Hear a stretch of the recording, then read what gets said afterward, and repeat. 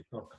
Um, Thank you to Paul and everyone from the Delta Tech community for the invitation. Um, it's been extremely exciting to watch what you guys have been doing there in a couple of probably months and going to years now. Um, I think your hard work is most likely being accelerated now by this pandemic. I can imagine how difficult or easy was it for you guys to explain to people and get people to appreciate why we need to invest in local tech communities across Nigeria.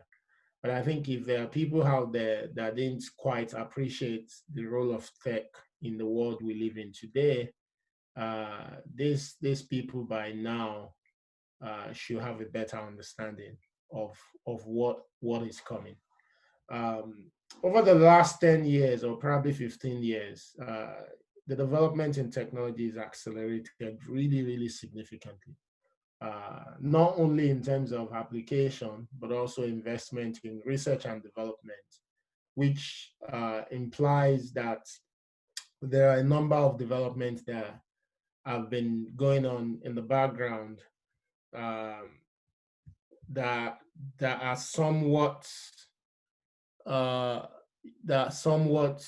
going to become proper application over the next couple of years. So beyond what you've seen in terms of growth in how many startups are being funded, how well these startups are doing, how much disruptions these startups are causing, there's also been significant investment in actual research and development in technologies that would impact our world significantly. Um, of course, one of the strongest areas is in automation and artificial intelligence, as most of you guys may have seen, where automation is now becoming really advanced because we have superior intelligence on so many things. Humanity can now do much more than we've been able to do before. One thing that is also quite obvious is the progress that we've made in human to human connections, right? You guys, a lot of you probably can attest to this uh, more than some people. When I was in secondary school, there wasn't anything, or even primary school and secondary school, even university. Actually, when I was in university, there was nothing like social media. I think when I was doing my postgraduate was about when social media started gaining strength, and that would be what's the name of the one before Facebook? The popular one. I'll come back to it later. But the point is, for the generation that never saw that, you can tell that human to human connections for them is not as strong as it is for most people today. Uh, a lot of the people I went to primary and secondary schools with, I can't probably trace them. Some of them popped up on Facebook here and there, but not as strong. So there's no relationship. But I think most of the current generation of people can attest to the fact that when you go to a school, be it primary school, secondary school, a lot of the people that you went to school with, you're also still now connected to them, thanks to the internet, social media, but also the power of technology as well. So human to human connection is also being quite perfected. A lot of people don't think about this. We just take it for granted. It's actually part of the evolution that's happened in technology over the last 10 years. Which means as we now stay more connected, you have more information, you have more network, and network is quite important for humans. Your network stays a bit strong over a long period of time, and there's so much more that we can do in society. The next level now is now human to machine and machine to machine connection, which is the ability for machines to speak to machines or anything, literally, not even just machines. Like if we want to be able to make a tree speak, for instance, and I don't mean literally speak the way I'm doing now, if we want to be connected to a tree such that we can gather the weather condition that the tree is under, gather the health of the tree, and so much more. There's not technology that can help us, and those are things that we call Internet of Things.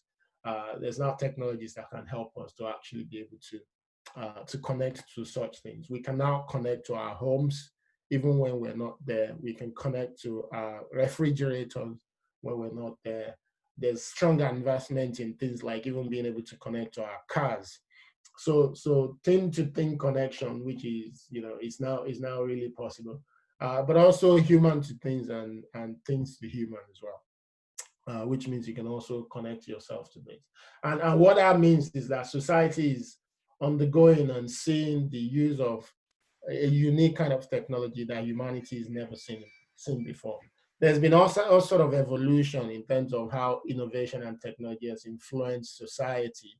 But the current one that we're seeing is way much more, and it has the capability to disrupt society for good, either to bring law and order into society or to break down unnecessary hierarchy.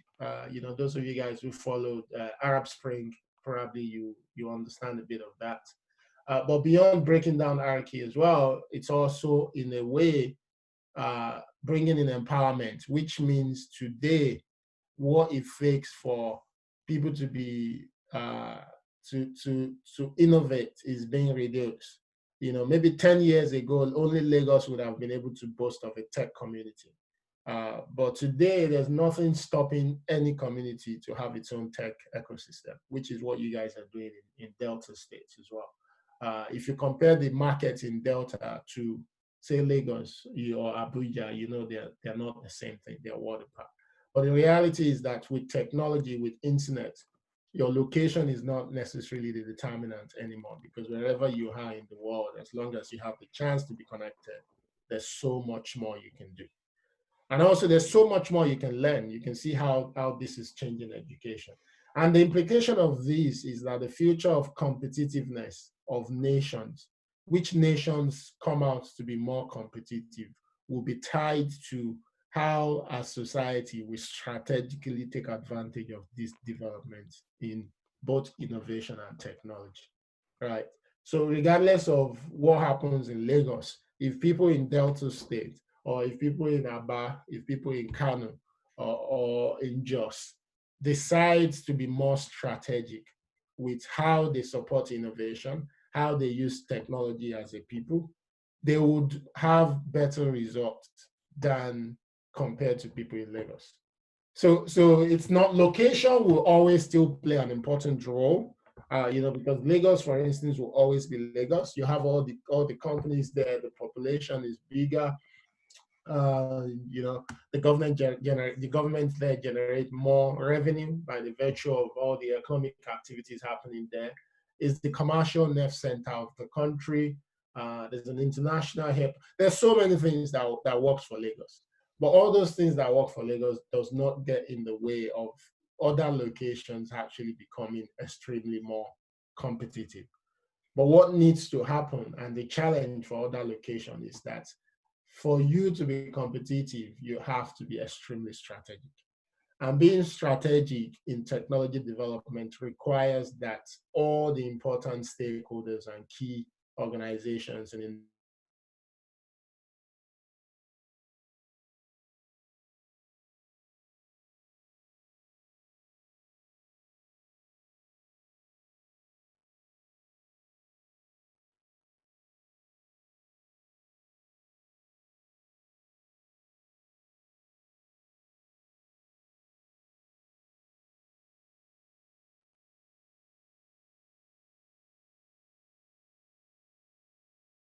any other people to come and benefit from.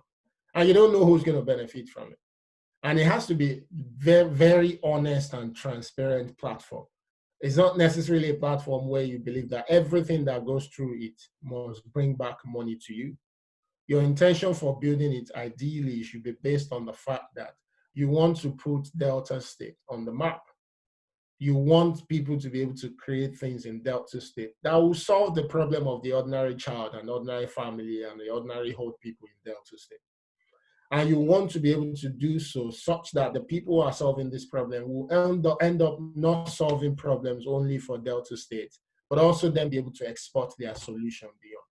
So which is almost like you're thinking local, but you're in a way acting global, right? So you start from thinking, how do I solve immediate problem around me? So take a good example, education, for instance. Since the pandemic broke, kids from low-income families have not been really studying. I don't know if a lot of you guys know this. Since the pandemic broke, schools have been shut down. Kids are not going to school. I don't know if it's the same in your state, but in quite a number of the states, this is the reality. But what then happens is that you find the families, the middle income families who have access to internet, who have laptops at home, they have tablets at home, they have credit card to do subscription to services online. They've actually been giving their kids learning opportunities. And what you're getting is that these kids are actually learning better than what they would learn if they were in school. And a lot of these kids were going to private schools before, so they weren't going to rubbish schools, by the way. But what is available on the internet, the quality at times can be, if you curate it carefully, the quality at times can be world class. So a lot of the middle income rich families are exposing their kids to top quality education and content. But the low income families in places like your state, in Lagos State, everywhere else in the world, everywhere else, even in the US and the UK, they're low income families. These families don't have the ability to give their kids good education. Imagine if someone in Benin can figure this out. Sorry, in Delta State, if someone in Delta State can figure this out. For people starting first by people in your state. Imagine if someone can figure that out. And you solve the problem for people in your state. You take it to Benin, you take it to surrounding states, you take it to the whole of Nigeria, and perhaps you begin to take it across the continent of Africa and beyond as well. So that's one way to think. You know, what can we build such that we're not only thinking global, but we're thinking of how do we build a solid ecosystem that can empower people to innovate so that we can solve real problems around. This is where you need to start from. Don't think just about money. You know, don't think about fame. You know, when you're building these things, focus, put your energy on creating a vibrant ecosystem that can solve the problems of people and make so many people's lives better. Remember, I always tell people, our country is where it is today because of leadership. The country needs leaders, and most of the time, the mistake we make is by thinking that the leaders that will change the society needs to be those in government. It's not always true. And this is not unique to Nigeria, it's everywhere in the world, right? Government is typically known to be slow and not the most innovative. The most innovative people come from the society, from the private sector. You guys should go and read about the men or watch the documentary on the men who built America. Yeah.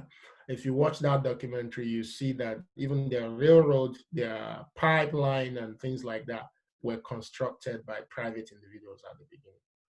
And these were the people who then inspired innovation to make it happen. Before, it was almost impossible to construct railroad or to build buildings up. It was private individuals who pumped their resources, their expertise into doing it.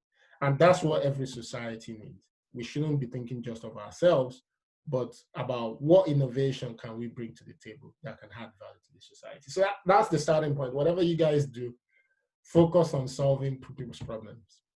Focus on it. You meet a lot of people whose focus will be about, let's make money, let's build the next Adela, let's build this, let's be just Njoku.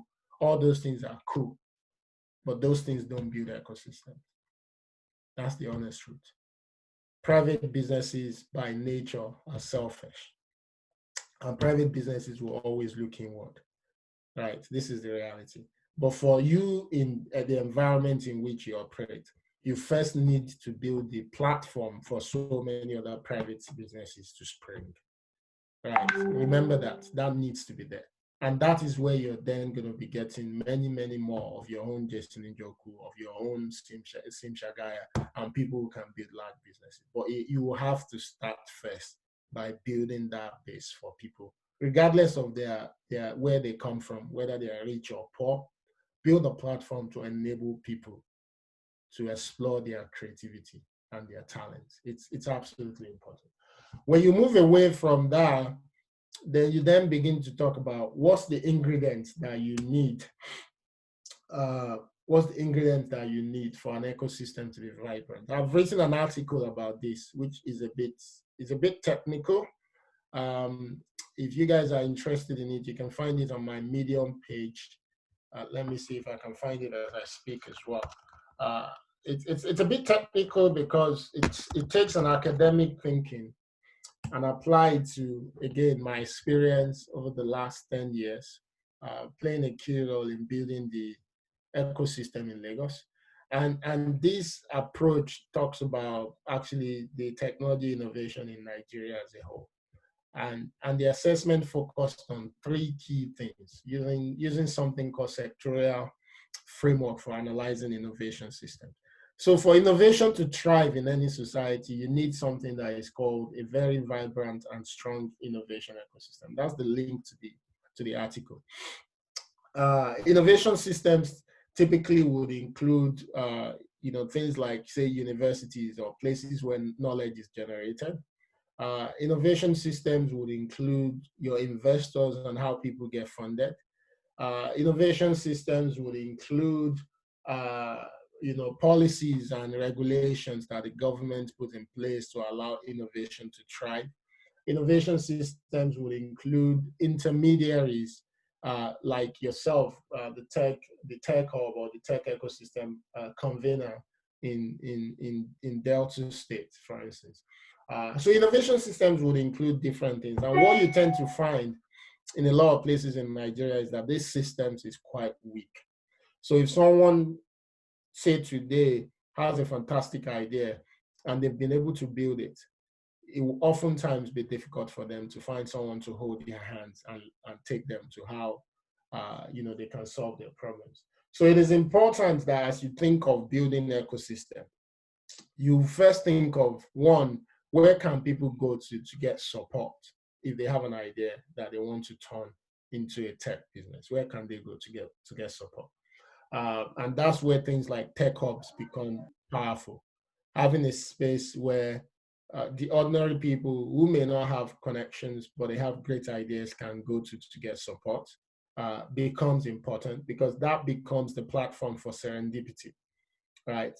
It becomes the place where people go to look for ideas. It becomes the place where people go to look for support. And being able to resource and empower that platform to do its work well is an important part of the puzzle. It can be one, it can be two, but you need a tech hub or a place where tech community gather in a place like Guinea. The second element of driving innovation is also know-how as well. Don't deceive yourself. When you call technology, there's oftentimes a lot of people who gather, but only a few of these people actually have the skills and the expertise to actually build technology solutions. In technology and startup ecosystem, if you can't build, there's no magic to it. Building is the main element of how you build an innovation ecosystem. So if you cannot build technology as an ecosystem, you can talk about it, the limitation will still be there. So as an ecosystem, you need to invest significantly in talent. How do you run programs that can help young people who want to get into technology to be good at it? How do you run programs that can provide skill set for them? How do you run programs that can allow them to test their skills as well? So when we started in Lagos, for instance, one of the things we did a lot of was hackathons, right? We did hackathons back to back. Hackathons most of the time don't necessarily lead to solutions that becomes big business. That's the reality about them. You'll see one or two of them. For instance, Budget, which is a known startup in Nigeria in budget transparency, came out of hackathon. So there are successful examples of startups that have been built out of hackathons. But the most valuable use of hackathon for an ecosystem is that it's an open test lab for you and your community. Because what hackathon gives you is the chance for people to come and test their skills. It gives you the chance for people, because it's one thing to learn software engineering, or it's one thing to have technological expertise. It's another thing to actually be able to put the technological expertise to good use. So your goal is to continuously give your members the chance to try, give them the opportunity to build. The other good part of hackathon is also the fact that it helps you to demonstrate to non-believers the power of technology. So there will be people in your state, for instance, who are very important people who can enable technology development in the state. But perhaps these people don't believe that solutions can be built locally. So you can again use hackathon to help solve some of the problems that they face on a day-to-day basis. And through hackathon, you can quickly hack solutions that becomes a prototype, a minimum viable product that you guys can show to them. And through that, they become an evangelist and a believer in what you guys do. So again, building capacity and talent is a very, very big element of how you build an ecosystem. Yeah, when Lagos started about 10 years ago, there were a handful of very good software engineers in Lagos, outside of those who were employed by large corporates. But in the real startup ecosystem, there were very handful. But what we kept doing was giving people the chance to try out their skills, organizing innovation challenges, all sorts of things. And that led to, an opportunity for a bunch of young people to actually try out their skills and eventually become good at it. Because without talent, you can't build an ecosystem. It's important to take this into consideration. Another thing that is important for every technology ecosystem is funding. There's the angle where you can bootstrap, but also there's still the element where you need funding for any technology ecosystem to thrive. Whether it's funding to startups or funding to you yourself, it is absolutely important. And this can always be difficult to go back. For instance, when we started in Lagos, we realized that a lot of the young people who wanted to come to CCO, who were building different ideas, they were working on the different solutions that they thought was going to change Nigeria. A lot of these guys didn't even have the money to get on Danford to get to Lagos. A lot of them didn't have the money to pay for server for their solution. A lot of them were struggling. And what we did was then it was quite early days, so there was no money at all in the market for technology.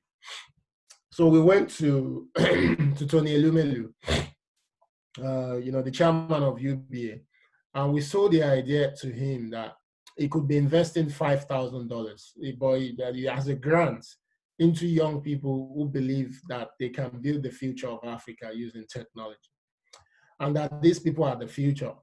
We managed to get him to see why it was important that someone was supporting them. We managed to get him to see the fact that technology was going to become the future. As we can see, that's now the case 10 years later. And that if we're not building our own vibrant ecosystem locally, it was going to be a problem. Interestingly, Mr. Elumelu decided to say, you know what, let's fund up to 20.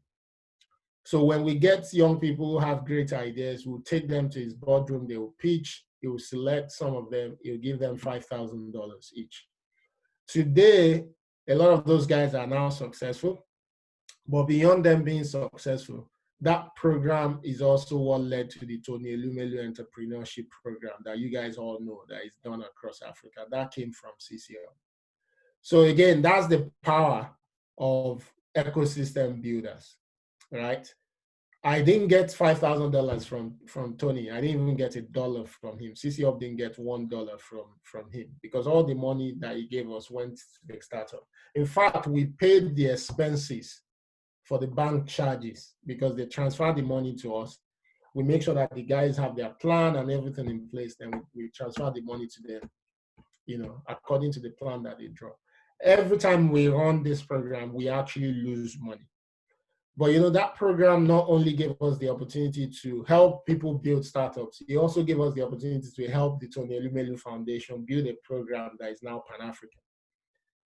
Not only did we lose money from it, when they talk about that program, I'm sure they never even mentioned CCL from anywhere. It was an idea, there's email trail to document that the idea came from CCL.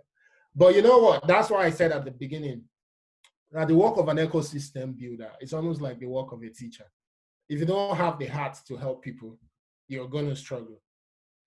You're going to struggle. And I can tell you this, I've seen this in the last 10 years. I've seen a lot of smart people try to come into the market and do it in a way that is commercially oriented, that they can make money from it, but they all die Today, CC Hub is the biggest technology hub in the whole of Africa, not just Nigeria. We're in Rwanda, we're in Nairobi, because we do what we do with the sort of passion and sincerity and transparency for the people we serve. And because of that, we generate resources, we generate money as well. So we're not poor organization. But because we approach this in ways that it's about serving people, right? We're able to develop product that other people will pay for, that will then give us reward.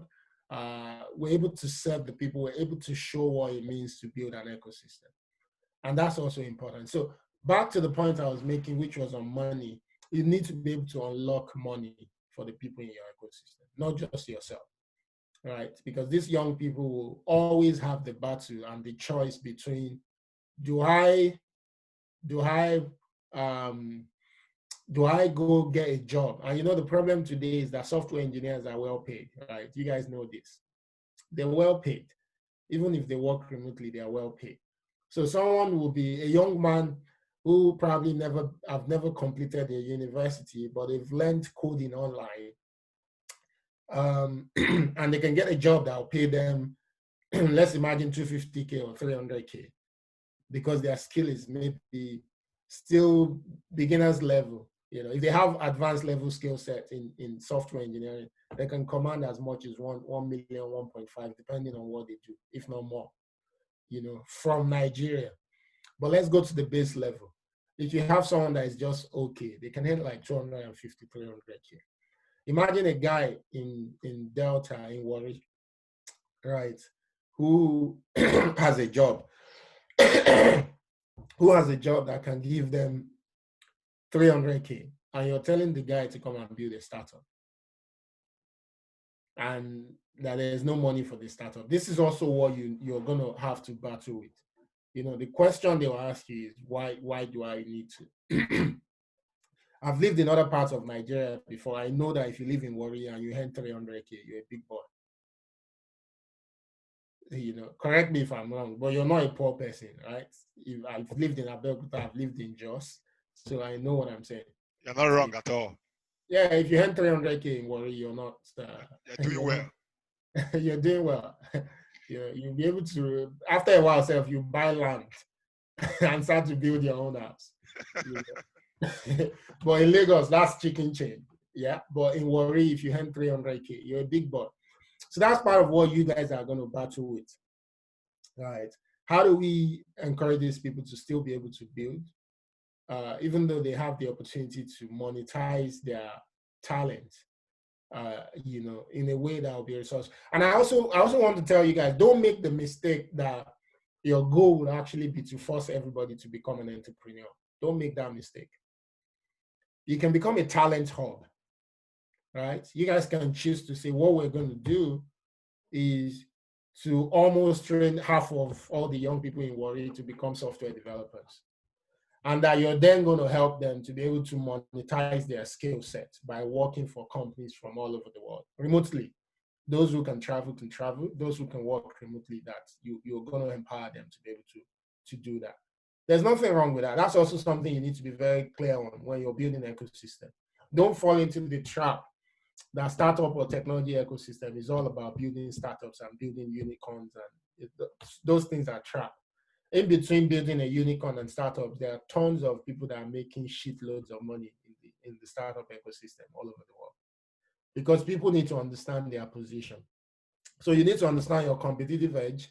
You need to understand where you're going to pick. A great example of people who understand it is also the founder of Nairaland. You guys know Nairaland. Very quiet guy. He built Nairaland. Everybody was on it. He was making a lot of money from it. But the guy was living in Songota, right? And you know what I mean. So, Nairaland, I don't know where they are today. I've never been on it for a long time.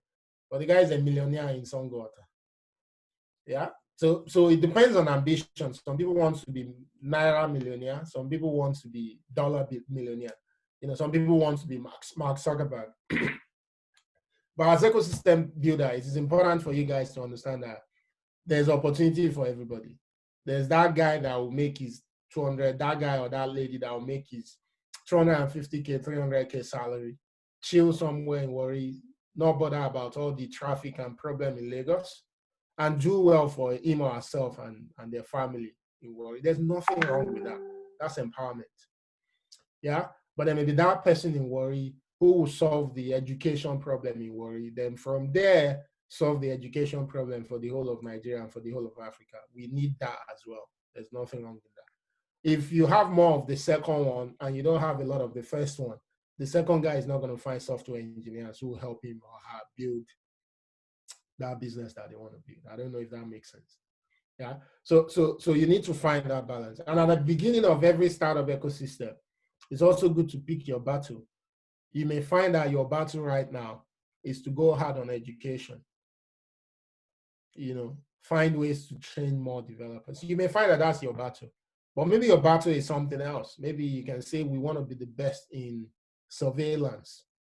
So anything around surveillance, we want to be the best in security, in security technology, anything around that. Or you can say your own is that you want to use technology to reinvent entertainment.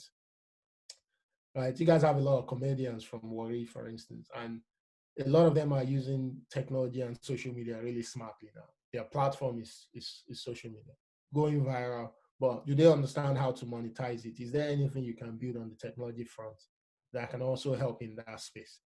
Is there anything you can build on the technology front that can help the world discover more talent from Warri? How can you bring, so I'm sure most of these guys do come back to Warri once in a while. There's probably a community of them there. I think one or two of them are based locally as well.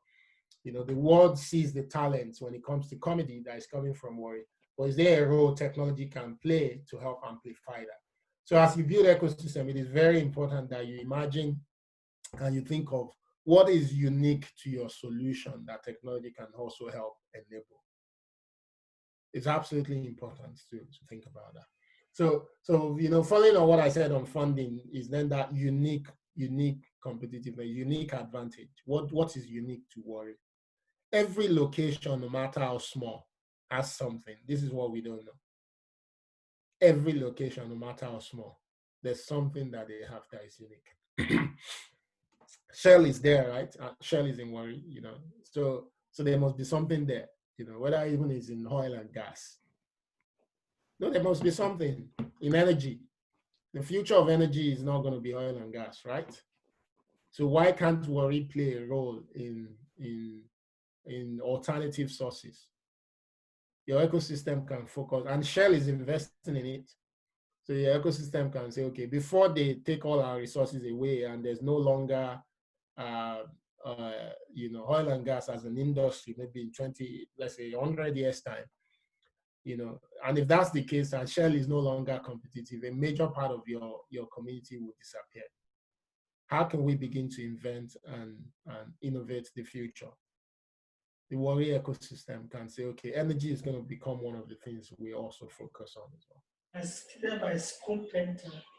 Yeah, which is saying, how do we also support innovation in energy? So that's my other point. Focus on unique value. When CCF started, we started in 2010, which was the same time as Arab Spring, right? It was the same time when Egypt was burning. It was the same time when people in Tunisia decided to take on government using social media. We decided to have a unique competitiveness. We're not going to just do technology and compete with the rest of the world. And in Nigeria, awareness was also growing. Our democracy was being deepened. There was a need for civil society.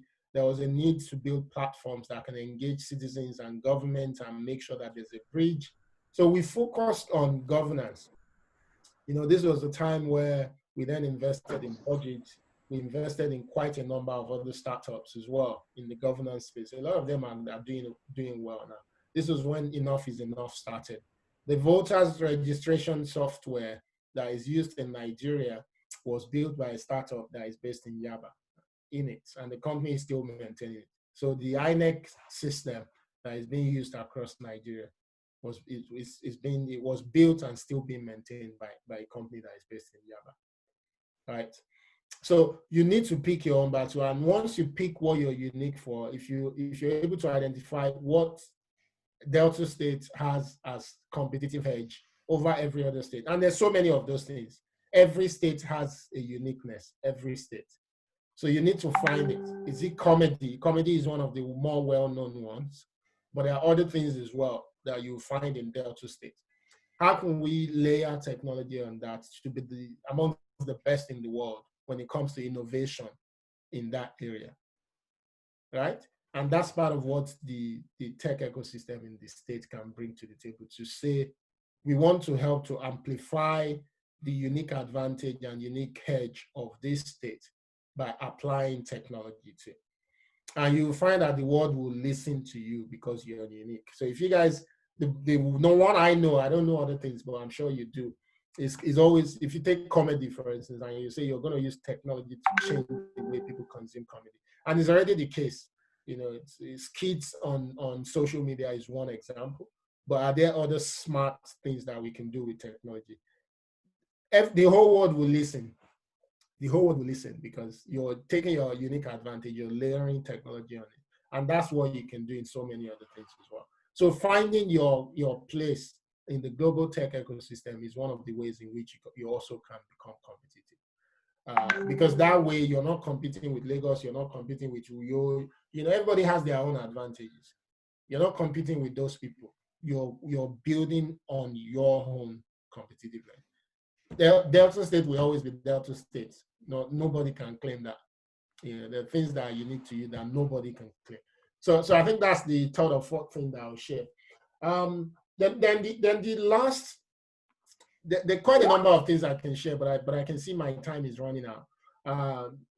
The other thing I think is important. You have enough time, okay? Just in case. I have other meetings after this one.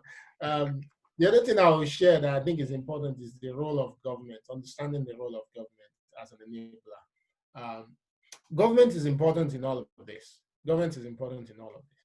Unfortunately, because of the way politics has been structured and the way society has been structured, we put unnecessary pressure on government anyways. And you find that the way government operates in a lot of our states is always trying to meet the demands, daily demands of the people who want to pull them from here and there. So government doesn't have the opportunity to be strategic, long-term, medium-term strategic. And that in itself is a problem. The support you need from government oftentimes is actually not money. This is the mistake that a lot of people make. People think that what government should be doing is to give a lot of money in this kind of situation. No, the support you need from government is more time strategic thinking to put resources behind you guys to make things happen for you. So I'll give an example. In some states, maybe what you need from government is that your tech hub, for instance, is a space that is donated by government. And government typically have all those spaces that they do not into. That's the base that everybody goes to. There's a problem with that though, because it ends up being a jostle for taking government property. That's why it's always a problem in technology, because it's been done in many states across Nigeria. You know, it ends up being the jostle. And that's why tech ecosystem don't get that support from government. Because once you table that, there's someone that is close to the commissioner or someone that is close to the governor that will say, I'm the one that can do it better than these guys. So give me that government property. So you're competing with contractors and rent seekers, people whose daily business is to take from government. So you're competing with them. That's why that may not be the best strategy. The strategy that can be really strong is government giving you the opportunity for you to be able to test your innovation. Right? Private sector shouldn't always think that you just want to take from government. No, I don't think it's the way. If you say, for instance, you have a very solid relationship with government or Ministry of Education in the state, where any of your people that create a solution for education and they need to access any school, the Commissioner of Education can literally take them and say, take that school, use that as a test bed. There's nothing that is as solid as that, because you immediately have a pool of people that can test your solution. You can see whether it works. And when you're talking to investors, you can tell investors that in my state, 2,000 kids are on this platform and this is how they're using it to learn. This is what we're learning from the way they're using the platform. And we know that with the relationship we have with the government, 20,000 students can use it if we have the resources to scale it, right? If you build something for healthcare to manage, say, hospitals, for instance, there's a good idea that we've been working on at CCF that I'm happy to share on this platform. In Nigeria, for instance, we don't have an automated way of tracking birth and death. So when people die today, the Commissioner of Health cannot just sit in his or her office and determine how many people died in my state today. We think that thing is a joke. It's actually quite important, because that number helps you to track whether there's a pandemic in your state or not, or whether a particular disease is spreading. And we've always had diseases in Nigeria. This is not, Corona is just a global one. If you can't track daily the happenings around birth and death, you can't plan. You can't manage your resources very well. You cannot plan. That's a simple tool that the tech community can build. Imagine if someone from your ecosystem builds that, and you have a strong relationship with government. You can build it. It's not going to work if government doesn't let it work. If government doesn't give you the chance to say, this is how we're going to record all deaths in the states now, where any hospital, if someone dies there, instead of filing a paper report that will get 2 weeks later, go onto a web platform or send SMS, use USSD, send SMS to this number to capture, and you get a feedback from a system that will confirm, and the death certificate will be issued to you via email or something like that. If government says this is how we're going to do it today, you will find that all the hospitals eventually, they won't have a choice. Of course, there may be trainings and things that you do. They won't have a choice but to use that system. That's a system that you guys can build. It's not complicated for tech community to build it, you know? But the truth is that you can build it for as long as you like. If government doesn't support it, it's not going to work. But if you build it and it works for Delta State today, it's used in Delta State, people will invest in it. And from people investing in it, you can then take it to other states. So you can see the role government can play. Most of the time, it's not about collecting money from government. There's a limit. Government in Nigeria actually don't have that much money, and there are too many people jostling for the money. This is what we don't understand. You're better off not competing for government money. That's the honest truth. But government can play so much role in supporting innovation. And because government is also inundated, everybody that is going to government is going to ask for money. Everybody that is going to government is going to ask for money. So imagine how much money do they have to really give you? It's limited. So you guys have to be strategic as to how you see the role of government. And I'm saying this from the perspective of someone that has experienced this multiple times. Yeah, the best ICT minister we had in Nigeria came to set up a hub next to CC Hub. It failed. It failed because she approached it from mobile agency, because she approached it from the angle of a government contract. You know, when we were spending, you know, the kind of money they used to set up a hub was like times 20 of what we spent to set up our own hub. They were paying the manager of the hub crazy amount of money, when I, as the founder of the hub, was probably earning 20% of what they were paying this person. 6 months into it, the hub couldn't even buy diesel into their generator. Eventually, 2 years or 3 years, they're gone. So government is not meant to be the ones funding those things or running those things, because government will always change. And most people who work on government projects, they are used to the fact that this is public money. I'll eat my own today, I'll eat my own today. So actually, we're the ones that is also killing government. All of us are part of it. Yeah. So as ecosystem builder, you guys need to get this right from day one, that your role is not to go and collect money from government. Your role is to get government to play the role of an enabler. Yeah. There are certain resources that government will give you that will cost money. Don't misunderstand me. But they're not things that you're not telling them to pay millions into your account. If the government is understanding, they can give you space. If they have computers, they can supply. You know, if they have access to internet, they can choose to pay for internet for your center. You know, those are different things, but the money is not coming to you. Yeah, at the early days, they can choose to do all those things, but the money is not coming to you. So you have to be very strategic as to how will government support all of this. And once you get that right, you set the tone for a relationship. For instance, when we started Yaba, May1 gave us internet, which was microwave, right? And whenever it's raining, the internet will go bad. We won't be able to use the internet because microwave technology wasn't really strong.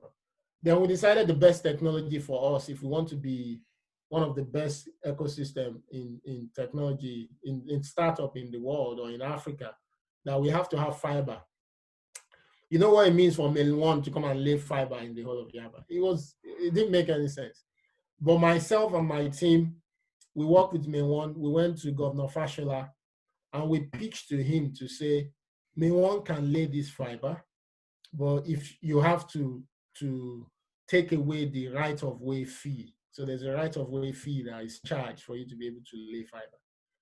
And we got the approval. And 12 months later, May1 laid the fiber optic cable all through Yaba, all the way to Unilag and all the schools around that area. And when we did this, it was only about 10 or less tech startup companies in the neighborhood. Today, there are over 60 of them in that neighborhood, thanks to the fact that the government decided to make that move. In this deal that I'm talking to you about, not $1 exchange hand. We didn't make a dime from it. Government did not pay anybody. Nobody paid government. Nobody paid us. But May1 laid the fiber, and May1 is now selling to every other person there. And they're now able to give us internet on fiber, which means the internet at CC Hub is now really strong. So what's the value for the ecosystem in that work? We didn't collect government money to buy internet, but we got government to use the resources they have without them breaking the bank or even putting their hands in their account to enable internet to happen. And that internet is what is now enabling the Yaba tech ecosystem to thrive. So this is one of the things that we need to be strategic about. What is the role of government? It stems from us as ecosystem builders not being selfish, not saying that this is our time to eat money. Don't think because the commissioner came to I think a commissioner came to your place a few weeks ago. Don't think that's now giving you the access to that commissioner to go and be asking for money. You shouldn't do that. Work with that commissioner to say, how do we build this platform to serve a lot more young people in this locality? How do we use it to make technology work? How do we use it to empower people? Government is in place to empower people. And if we can come up with smart ideas to help them do it, we should take advantage of that. So I think that's the last thing I'll share. But on top of that, more generally, what is important that you take into consideration is also then the fact that technology in itself is constantly evolving. And as ecosystem builders, you also need to always be evolving as well. You need to continuously look at what's the development of technology. How does it affect our society? Don't lose focus on that. As ecosystem builders, don't focus on building businesses just because it makes money. Focus on how do we empower technology to make our society better. In there is where you will find the opportunity to make money, but that's also what's going to become responsible for your continuous competitiveness. The reason you're going to continuously sustain the ecosystem, the hub, and all the work you do is that you're constantly thinking of how technology is changing and how technology is affecting your society. Because the way technology affected society 10 years ago when we started is not the way it's affecting it today. When we started, there was no fintech. Today, there's fintech, right? When we started, education technology was still minimal. Now, today, edtech is an important work. When we started, digital security was not big. Today, digital security is an issue. So you have to continuously reinvent yourself as an ecosystem. I think I'm going to stop here. I can take, if there's any questions, perhaps we can spend the next 10 or 15 minutes taking it before I head out to my next meeting, which has been moved forward. So I'm happy to take questions. Thank you very much, Bosun. You have done so well, with your speech. Okay, quickly, guys, if you have a question for Bosun, please raise your hand up, or you can put it out on the chat section so that he can take your questions before we wrap this. And meanwhile, let us be informed that our Honourable Commissioner for Science and Tech, Honourable Tsekiri, is in our midst. Thank you, sir, for joining us. I know you have a very tight schedule. We also have... So I've told the commissioner not to give you guys money. I heard that. Thank you very much.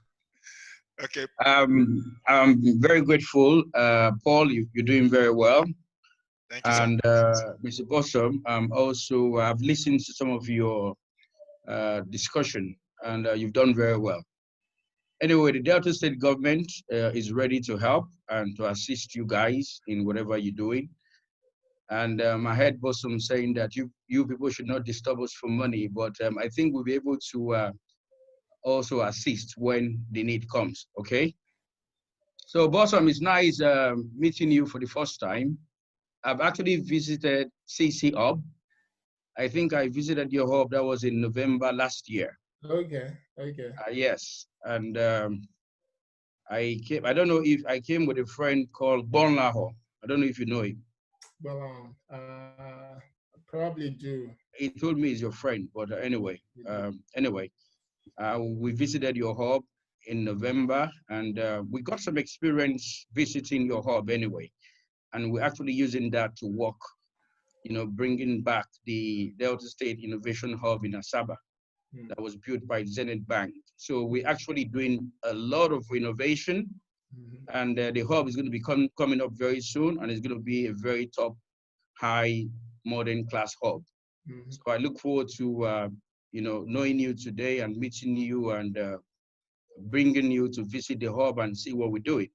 Absolutely, it'll be a pleasure. It's a pleasure meeting you. Thank you very much. Same here, sir. Same here, sir. Yeah. All right, I think I saw 2 hands up. Quickly, let's take a question from AJ first, then Essex Sagua will go next. AJ, let's hear your question. Please unmute your mic. Okay, good morning, everyone. Good morning. Hello, can you hear me? Yes, we can hear you loud and clear. Go ahead. Firstly, I want to appreciate the speaker.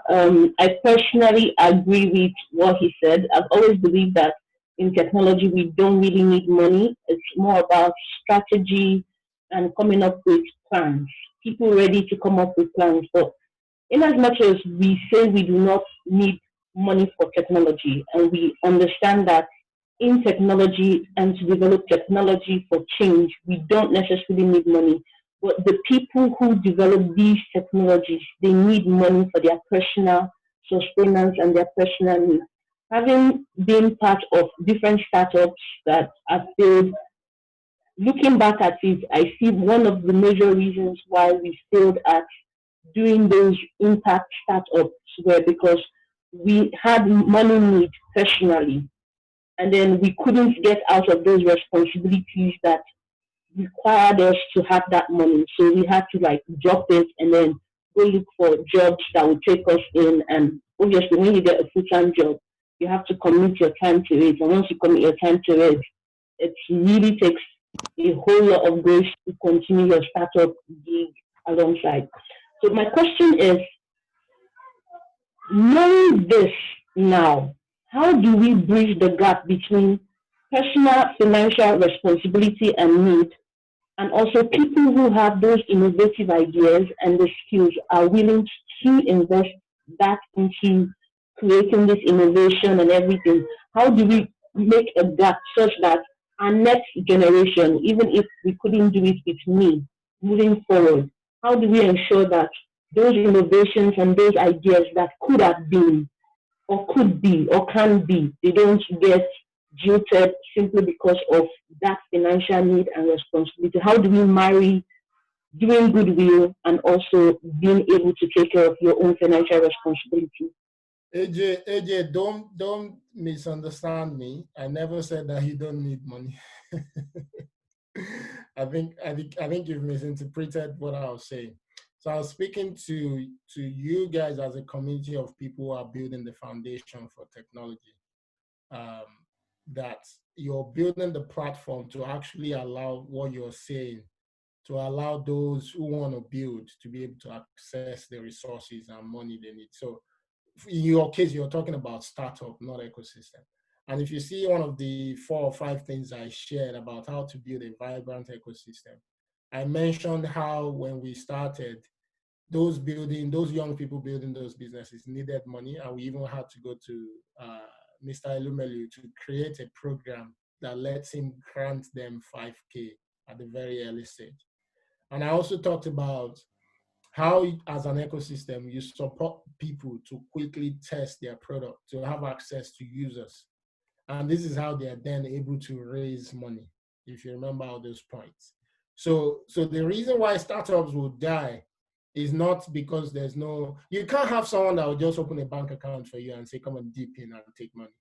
How you raise money is by building a product that has access to the market with real users. And those users are the people that gives you the chance to go to an investor and to say, look at what we're building. It's fantastic. And this is the potential market. And this is how well we're already doing. If you don't have that in place as an ecosystem, then you're going to struggle. Startups will always struggle to be able to raise money, and they will find themselves in the position that you're talking about. The position you're talking about is different from what I've been sharing all morning. Startups do need money. What you're talking about is totally different from what I shared earlier. What I shared earlier is actually how you build a platform that ensures that the startups within your ecosystem can find money. I don't know if that makes sense, AJ. Yes, it makes sense, but a startup could also be an ecosystem. For example, now, let's take Worry Hub, for example, and the Worry Tech system. It's creating an ecosystem, but it is not yet an ecosystem in a way. So it's a startup. So it's an up-and-coming ecosystem, but it's for it to be able to empower people who are going to be CEOs and founders of startups, it would need to have a platform. It would need to have something to drive on. For somebody that is not already established, most of the hubs that I see personally that usually strive, I can be corrected, they are of people that are already in technology and have probably made money in technology, and they are coming back to say, okay, at this point in time, let's give in. But it's very difficult for you. I've not seen personally AJ, there's no tech hub that is owned by any tech entrepreneurs that has been successful in tech that is successful. None. Really? Well, there's not. I know why. You know why that is the case. Making a tech hub successful is not by the amount of money you have. It's not. And I'll tell you why. What makes a tech hub successful is by the impact you can drive in society. And that impact is what will then bring money to you. You're misunderstanding my point. CC Hub makes money, as in we're $1 million business. Dollars, not naira, just so you know. And I'm talking annually, not the entire worth of the business. And we've never had a bad year since we opened 10 years ago. And I didn't own a big successful technology. I was working in the UK when I came back to set up CC Hub. And it's not because I came back with a lot of money. What sustains CC Hub is the value of what you offer, not how much money is in bank account waiting for you. So where you're going to make your money from as a tech hub is in all those things I've shared. If you wake up today and you say as a tech hub, you want to build programs around energy, if you honestly come up with a solid startup program, acceleration program, or whatever in energy, Shell has a foundation that is funding alternative energy startups all on. Right? We've managed programs for all on before, and we were paid for it. If you wake up today and you say you want to do stuff in education, there are people out there who wants to run program in education that will pay you for it. So I think you're misunderstanding. You're spinning what I've said on its head. What I've said is that you're not going to need money to do your tech hub. I said it when I was talking about Tony Elimelu, that money for you guys, but also money for the tech startup. But if you start a tech hub by worrying about someone giving you significant amount of money, I can tell you it's not going to be sustainable. Go and review all the tech hubs that has been funded by government. They're never sustainable. Never. This is a fact. Thank you very much, Bosun. Let's let somebody else now. Edge have taken almost 10 minutes of the question time. Sagua, please, let's hear you quickly. Good morning, everyone. I don't know if you can hear me. Okay. Can hear you. Good morning. Go ahead. Good morning. Bosun, I want to say a big thank you for the insight that you're giving regarding tech hubs.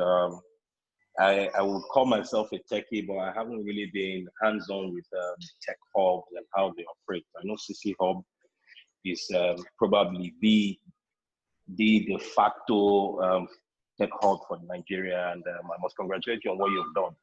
Now, my question really has to do with the role that tech hubs themselves play in the education of the computer science student or computing student. So a lot of people today are of the mindset that, oh, I just need to learn a few programming languages and I will outperform someone who has spent 4 years studying computer science in school.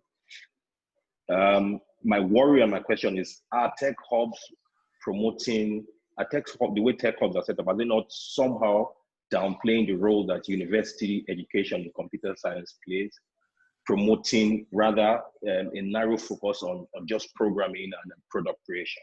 That's my question. Are tech hubs not minimizing the importance of computer science education in universities and instead promoting a narrow focus on just programming and product creation? I don't think so. I don't think so. I think it depends on the sophistication of the tech hub. You know, tech hubs themselves, they're evolving, right? So the sophistication of the tech hub determines the focus in which they're going to have. But there are so many ways in which you can look at it. First, look at the quality of computer science education all over the world before you even then come to Nigeria. I don't know if anyone on the call studied computer science in any university in Nigeria. The fact is that the quality of those educations, they're not anywhere near what you require to even become a computer science engineer. That's the honest truth. I'm actually a big believer in science and even in research. I'm about completing my PhD as I speak. So I can speak to some of the things you're talking about. I think what you see is that tech hubs are actually giving more people practical hands-on opportunity to become software engineers. But they have their own limitations, again, depending on the sophistication. So a lot of the people that you see, what they learn in university is never enough for them to even be able to write a proper code. I also studied computer science in JOS before shifting to economics. And I was one of the really good students in my class, so I know what I'm talking about in that area. I think what needs to happen, though, is that for the future and for us to scale computer science education, there's also a need for a relationship between a lot of tech hubs and the academic institutions, because they are meant to be part of an innovation ecosystem anywhere you look.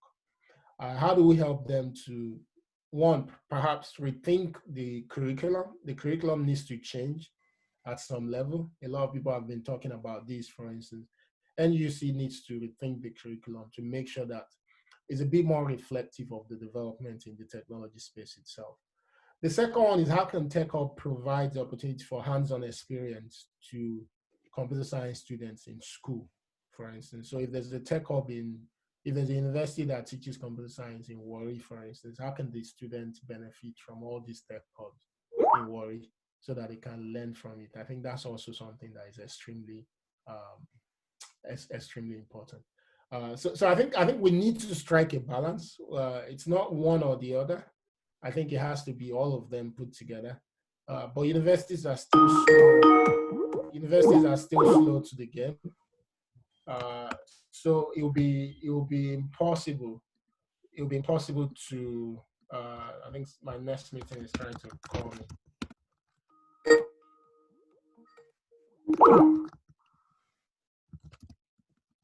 It will be impossible for us to. It will be impossible for us to make the sort of progress that we want to see. I may need to sign out. Give me a minute, please. All right, while Bosun is sorting that out, I want to recognize the presence of some people who joined us here. First of all, I want to mention, okay, I've mentioned the Honourable Commissioner before, so I want to mention the person of Iyinoluwa Aboyeji. Iyinoluwa is in our maze. Welcome, a very big welcome to you, sir, and for creating our time to join us. We also have the person of Onajite Emero, who is the head of startup Accelerator Africa in Google and Women Tech Maker. Mrs. Onajite, it's a pleasure to have you with us as well. We also have some other persons here who are warming up for the discussion panel that will follow immediately after Bosun rounds up. So we see all of you, we appreciate you, and we'll give you all the time, to share your ideas and thoughts with us on how to use innovation and technology to move Delta State and Nigeria forward. Bosun, over to you, please. Yeah, I think I've answered that question. So yeah, the way forward, I'm not one of those who believe that we should totally disrupt universities. He is on the call, so he's created Andela that almost did that. I still think, existing universities are a massive infrastructure. I think, there will still be a way for us to reach a significant number of people.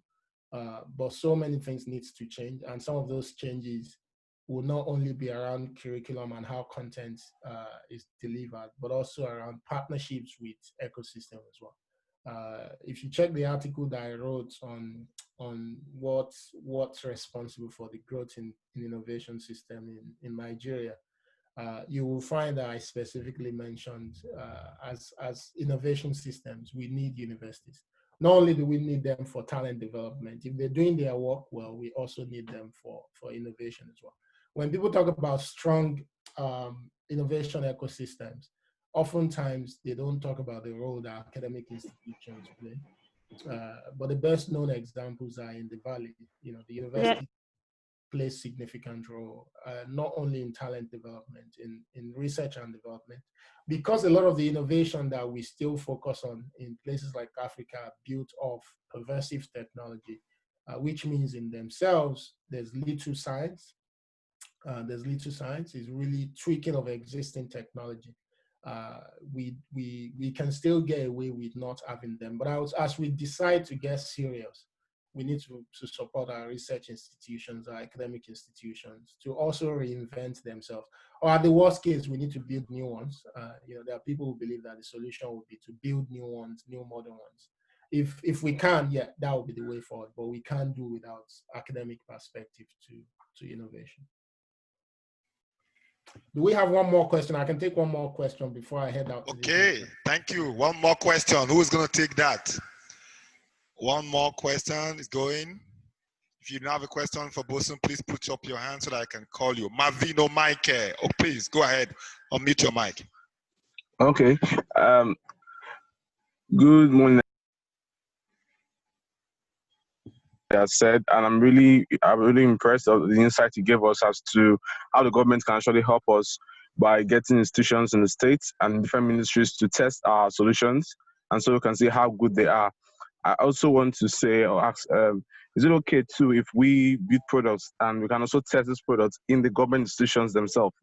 So not just the schools or the ministry, but even the civil service. Can government also test out solutions that we built for them to see how it works in the government? For instance, during this COVID-19 pandemic, we built a contact tracing app, the COVID-19 contact tracing app that uses Bluetooth. And it was really, we built this stuff, and we know that without the government working working with this software, it won't go anywhere. Like you said, it will not go anywhere. And so I'm wondering, is it okay if we test our solutions in the government system and see how it works and see the feedback we can get first of all before we now take it out to other places too? Apart from just the ministry like education and health and all that, can we also test our solutions in the civil service also? I think you're probably contextualizing what I shared earlier, which is the fact that, and again, this also comes back to issue on money, the way people perceive money. I can tell you guys there's tons of cash. CCL managed the number of grants for people who are building innovation during COVID. What you're talking about, which is a fantastic solution, I wouldn't have invested in it, for instance, not because it's not good, But because I know when Paul talked to me about it, I told him this thing is as good as, you know, your government using it or not, no matter how good the technology. And that's how, you know, tech ecosystem needs to, especially in locations like yourself, needs to wake up to understanding where money comes from. Even when you talk to hubs in terms of how do you get money for hubs. So imagine if you spin the arrangement on the solution you're talking about. If you started the building of that solution by first working with the government to understand what they were struggling with in terms of managing COVID, and you built a technology solution that can not only fix that problem, but also fix problems that they can't see. And you come to me and you say, you know, Guy, you know, this is how we've decided we're going to fix COVID in my state. And we already have the entire Ministry of Health that is going to make it happen. Do you think it's going to be a lot easier for me to say, obviously, if the states, if I see that the Ministry of Health is backing it, I know that all the people in the state will almost most likely, of course, now have the level of innovation to it. But I know that the value chain that you need to make it happen is there. There are two ways you can look at innovation, don't misunderstand me. You can build, if you want to bypass existing infrastructure and authorities with innovation, the innovation needs to be extremely spot on such that you don't need anything that they have access to or that they control. And you know, again, I'll use E's example because it's on the call. When they created Andela, because Andela was modeled as a school, they did something that a lot of people didn't pay attention to. If they went on as a school, the government would have regulated them. But what Andela did was they were paying their students. So it was like a job. So they didn't need to have the certification that schools would require. I don't know if you get that level. So they bypassed the system. So if you're going to innovate, don't innovate in a way where you still need existing systems to get in your way. The reason why innovation doesn't work in Africa is that there are ecosystems that you need for them to work, and people are still building on top of those ecosystems. And those ecosystems would threaten or would get in your way of your innovation working. So it's either first, as part of your innovation, you figured out how to make sure that that ecosystem is part of your innovation and they're going to support it 100%. Then that way we understand you can build on top of that ecosystem. Or you're building a solution that is going to bypass that ecosystem completely. So for me, the second one is a lot difficult to do. Let's be honest with ourselves, because we don't have enough infrastructure on the continent to do it. In some areas, it's possible. The one I give about Andela, because Andela doesn't really need much infrastructure. And when I say infrastructure, I'm talking about, you know, even things like internet and the likes. So they can bypass with that sort of service innovation that they came up with. And that way, government is not a threat to them. But when you're building stuff where you literally can't get it done without the existing infrastructure, you do need to first sort out the government bit, sort out the ecosystem bit. And I think that's where, you know, people like yourself needs to be smart with what you get with government. Don't just, no matter, I'm telling you, government, there's no money government can give you that will be enough. Once this government is out, the next one, the money will dry up because they're going to bypass the money to something else. Even if government set up their own hub today, I can tell you it's not going to work. Because once they're gone, someone else is going to come that will not fund it. It doesn't work. It's well documented everywhere in the world. I'm saying this publicly. I know the commissioner is there. It does not work. Even if Zenith is funding it, Zenith will not always fund it. Trust me, that's the way it works. You'll have too much money as you're starting that is not based on reality. And getting that money to continue to flow, it will never flow. I can assure you that one. So if you're building an ecosystem and working with government, make sure government can provide you the platform for innovation to happen. I don't know if I've answered that question.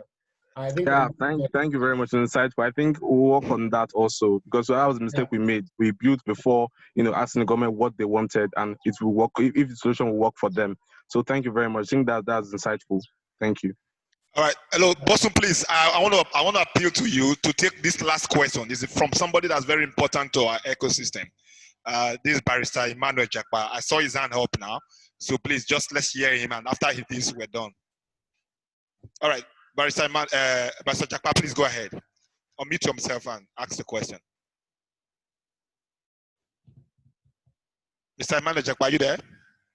Yeah. Thank you so much. Can you hear me? Yeah, I can hear you. Go ahead. Oh, okay, beautiful. Bosun, that was a fantastic presentation. I really appreciate your wealth of experience. My question relates to how you managed in the first days or in the early days the relationship between skilled coders and other investors, because that's a problem oftentimes where somebody's developed a solution and yet it has to go to market. Then the relationship between the two becomes an issue. How do you manage that? In fact, in some hubs, they say we don't allow an individual innovator. There must be a team and so on and so forth. Is it always necessary to have a team? And then how do you manage the relationship? Thank you so much. Of course, you know, you want to encourage a team, but for any ecosystem that is nascent, you need to understand that what you get is going to be a reflection of the development, the state of development of your ecosystem. That's the honest truth. When we started CC Hub and we got Tony Elumelu to start funding startups, very early stage, guys with ideas with 5K. There was a startup that wrote a blog post talking about how the 5K was really, really small and it didn't get them to do anything. But the reality is that these guys couldn't even build a working prototype of their solution. In about the 6 months or 4 months when they had the 5K, and they didn't need to buy anything because they came in as a group of software developers. They were actually about 2 or 3 of them. You know, both of them are great engineers today.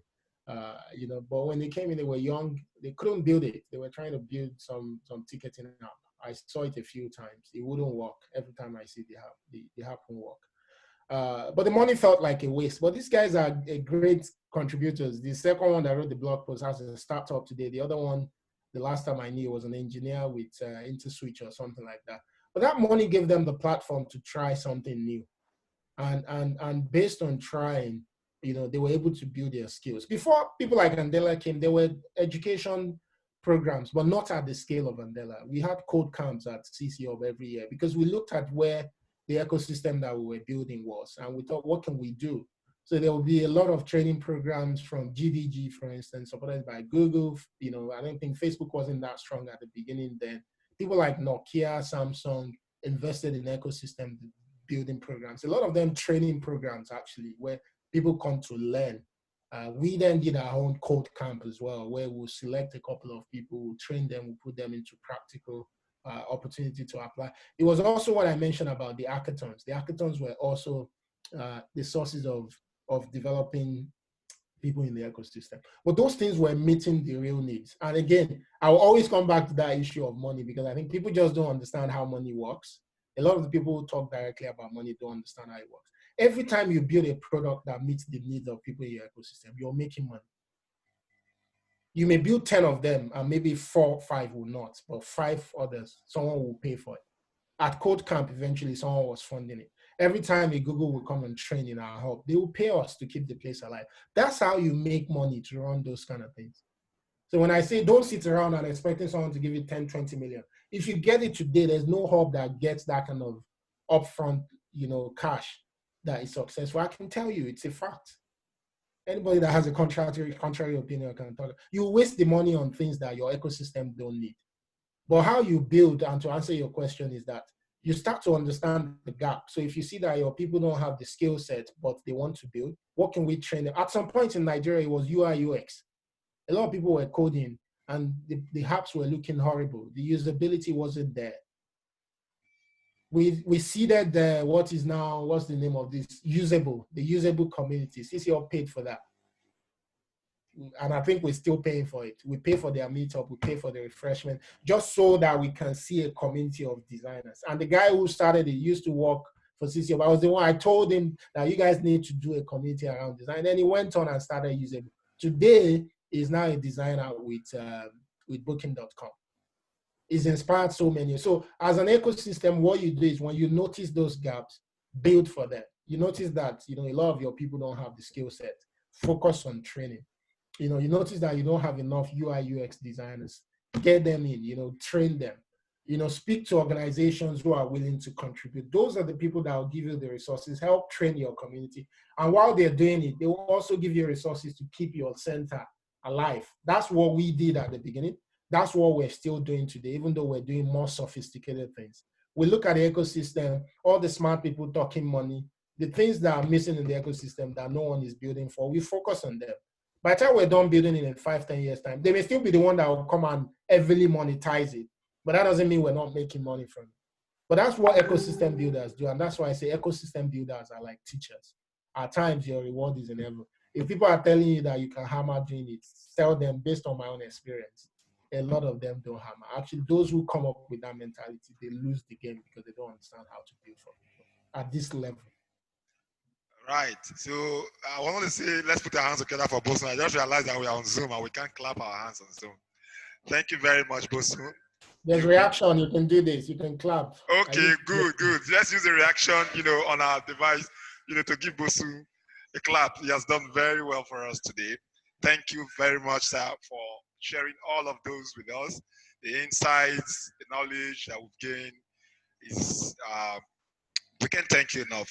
We hope that some other time we can have you again on, on our platform, and we can also talk about other, specific issues in the ecosystem that we can improve on. And like the commissioner said, we hope that one day too, you come down and see our hubs, because that's one area that we feel can also help us, where people like you yourself, you visit some hubs. It could just be a tour, of some emerging, hubs within the southeast area, and you just absolutely. talk. I'll come with Ian. Ian's from Warrior as well. He will bring me. I have to go now, Paul. Beautiful. Thank you very much, Bosun. See you. All right. Cheers. Bye. Bye. All right. So we are going straight to our panel discussion. I want to thank everybody who have waited patiently for this. It's not been easy. We did start early because of the technical issue we had, but right away, we want to go to the panel discussion where we're discussing specifically government and the private sector role in growing the tech ecosystem in Delta State. We want to bring it home now. We want to be specific, and we also want to bear in mind our, peculiar challenges here in Delta State. The first person on the panel that I want to call there, and when I call you, please unmute your mic so that, your ID will have to come to the top. I want to please, ladies and gentlemen, please help me welcome our Honourable Commissioner for Science and Tech Delta State, Mr. Engineer Matthew Tsekiri. You're welcome to the panel, sir. Yeah, thank you very much. All right, the next person that will be joining Engineer Matthew on this panel will be none other than Aboyeji, the co-founder of Andela, Flutterwave, and Future Africa. Mr. Aboyeji, you're welcome to the program, please. Thank you. Thank you very much. Can you hear me? Yes, we can hear you loud and clear, sir. All right. I want to also welcome the first female, on our speakers list this morning, Mrs. Onajite Emerhor-Ogwo. Mrs. Onajite, you're welcome to the panel, please. Hi, thanks for having me. I hope I'm not here just because I'm the female. No. You're here on merit. I know. Welcome. Great to be here. Thank you. All right. So, and also to join these three persons we mentioned, we want to call on Mr. Laye Eselemo. He's a co-founder and the CEO of Skysenx. Mr. Laye, you're welcome to the program. Thank you very much. Okay, we still have two more persons that will be joining them. We're calling on Mr. Barrister Austin, A.K. Ngwu. Is Barrister Austin there?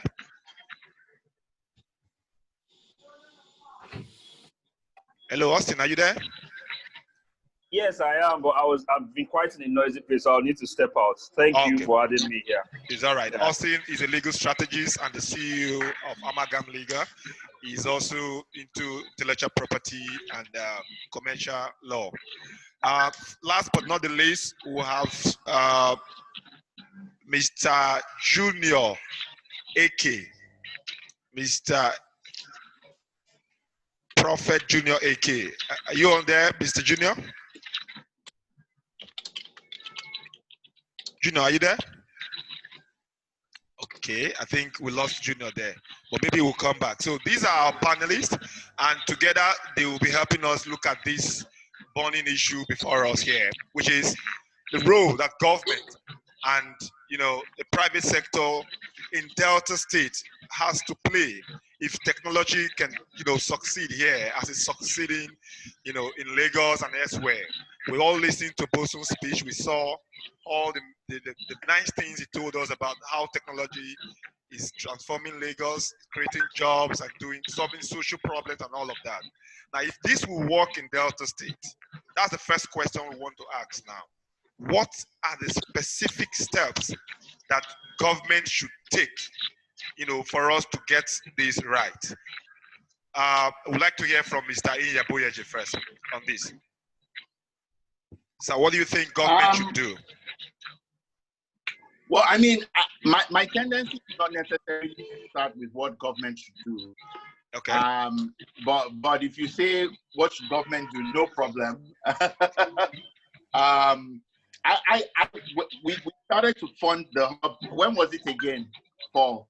Last year. I've almost forgotten. Yeah, early last year. Yeah. We funded the hub last year because it was obvious there were technologists in Warri. I grew up in Warri. I grew up, my parents lived there for the better part of 25 years, where they were serving as the chaplains to the former Olu of Warri. So, I know the environment very well. I consider myself as even a son of the soil in some weird way. The first thing was, people wanted to come together. There were a lot of talented people. They wanted to come together. And I think that, the initiative of the young people, they came and they met with Bosun, who's my mentor in Lagos. I started both of my companies out of CC Hub. And they had, Bosun introduced them to me, that I should try and be helpful. So, we provided those seed funds, and I think they've done very well. They've done some programming, and they've done some things. Although we're always fighting, because I think they should be doing more, even with their limited resources. But they try their best. Overall, I think where government brings strength is not with focus on one laser thing, which I would consider the hub, despite how important it is, but more on policy and more of thinking of how can technology help solve some of the state's biggest problems? How can technology be a key part of encouraging innovators within the Delta environment to be able to provide their solutions to the government? For example, we look at the issue of COVID. There was a group out of the hub that built a solution for COVID. Where government can really play a role is in, harnessing that solution for the use of the states and say, okay, we are going to use this solution to contact trace everybody who has COVID. Because I know the state is taking COVID-19 very seriously, unlike most other states. So money doesn't need to change hand, but you've introduced, by your stamp of legitimacy, you have increased the viability of the product, and it's going to be easier to find a business model. Even if they need some funding, it will just be minimal funding. Then there's the issue of right of way. Delta State has still not come out, I think, on their right of way policy, which I think is something that the government has to be very clear about, because without those investments in broadband, you are building a pie in the sky. Tech ecosystem is not about building. It's not about a hub. It's really about what are the ingredients. And in our own market, what we say is, it starts with the talent. But broadband is what enables the talent to be able to get data cheaply. If they can't get data cheaply, they won't be able to learn and be distinguished in their technology skills pursuits. And if they can't learn, then you can't build an ecosystem, because ecosystem is just talent. The reason why Warri Tech Hub was interesting for me was because it was talented people who were coming together to do something. So without that talent, you are wasting your time, because you can have a building and nobody comes to the building, nobody is qualified to be in the building, nobody is transferring knowledge within the building. It's a waste. And you cannot bring technology people from Lagos to Warri. That's the truth. Even when my parents were living there, maybe I come once a year for Christmas. I can't say I will not pack my bags and come to Warri as much as I might want to, because this is where my staff are, this is where my family is and everything. I won't move. So you need to be able to have those ones in Warri empowered.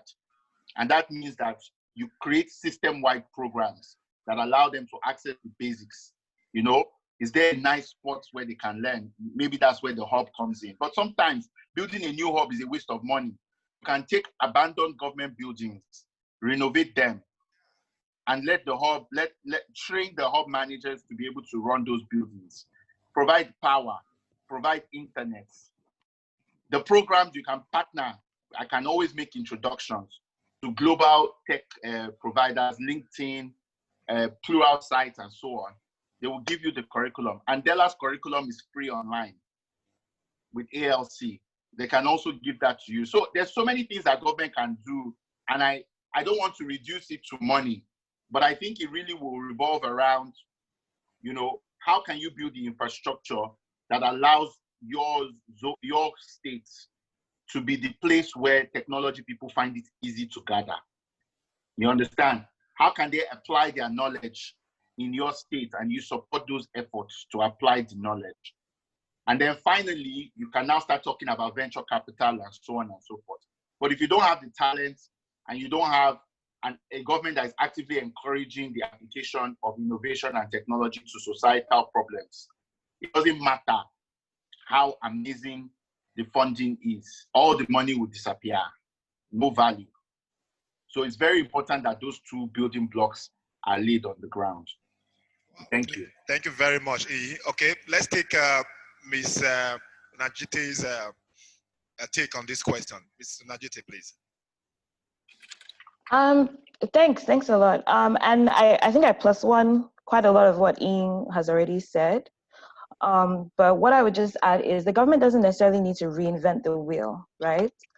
You can look at what, you know, other states are doing, you know, what Lagos State is doing in terms of embracing a more innovative approach to things and coming down, I don't want to say to the grassroots, but to where the developers are, where the startups are, you know, meeting with and really getting to understand what the ecosystem needs and how those things can actually be relevant to augmenting the work that the government is trying to do.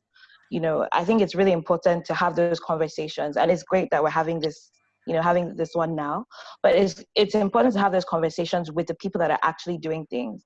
I think a lot of the time, there's a tendency to assume what's needed, or to take like a bird's eye view approach and think, okay, well, this is working in another country, or this is, you know, what we assume is needed. But if you actually go and just see what other states are already, you know, beginning to implement, I think it could literally be a case of copy and paste and tweak as needed, right? And I think another thing I wanted to add is partnerships are really, really important. So there are lots of private sector players that are trying to break in and trying to, you know, come into the ecosystem, be approachable, roll up their sleeves and help out, creating initiatives. I think the government could also partner, piggyback on some of those. So you don't necessarily have to create a new brainchild. You know, you can tap into an existing community activity or an existing private sector initiative that is supporting the tech ecosystem. You know, just putting your rubber stamp on it, creating an enabling environment for it, you know, reaching out to those stakeholders as well and partnering very closely, I think is really important. So partnering with the private sector, and then also, you know, like I said before, just seeing what other states are doing and trying to enact it here in a way that is more relevant. Obviously, you know, the economy of Delta State is quite different to the economy of Lagos, you know, but I think there are lots of lessons that can be learned and can be applied in Delta State. We have a very, very large community. I keep saying we because I'm also from Delta State, but we do have a large community. We do have a lot of needs, and we do have a lot of, you know, we have a very rich economy in our own right. I think, you know, we may not have, you know, necessarily the money to, you know, to throw around the way Lagos, you know, Lagos is quite a bit wealthier, but we can take learnings and be smart about it and just, you know, not reinvent the wheel altogether. Wow. Excellent. Thank you very much, Emerhor, for that, Mr. Emerhor, for that fine point you just shared with us. Barrister Austin, I want to ask this question. Where the issue of funding always comes up, that the state may not even have, enough resources to fund as people expect, technology and innovation, development. What can the state do, in your opinion, perhaps to attract investors? Because sometimes you do not have the money, but you could be able to sell, whatever you're trying to do to potential investors and people who care about these things from maybe within the country or even outside this country. And they can come in and they can pump in some cash and things can begin to go the right direction. So what do you think government can do in their own capacity to make Delta State more attractive to investors, especially as technology is concerned?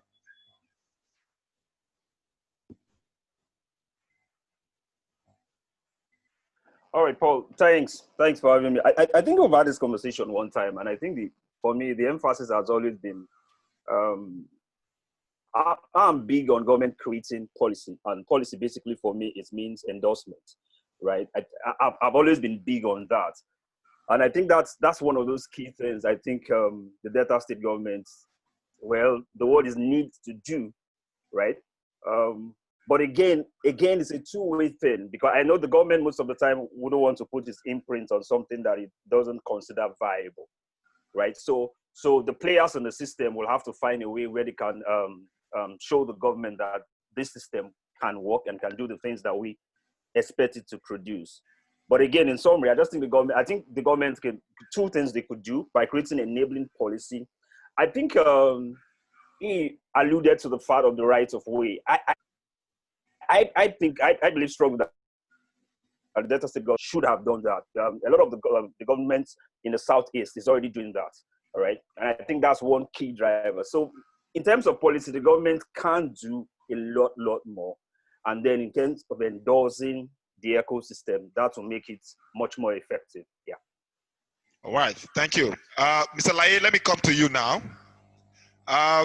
We talked about this thing that Austin just mentioned now, that the government may not, we're just assuming now, may not be completely convinced at this point. Say, oh, are we sure that our youth in Delta State are really serious about taking technology to the next level and all of that? But you and I, who are in Warri here, know that we have some amazing young people who are building awesome products every week without being noticed.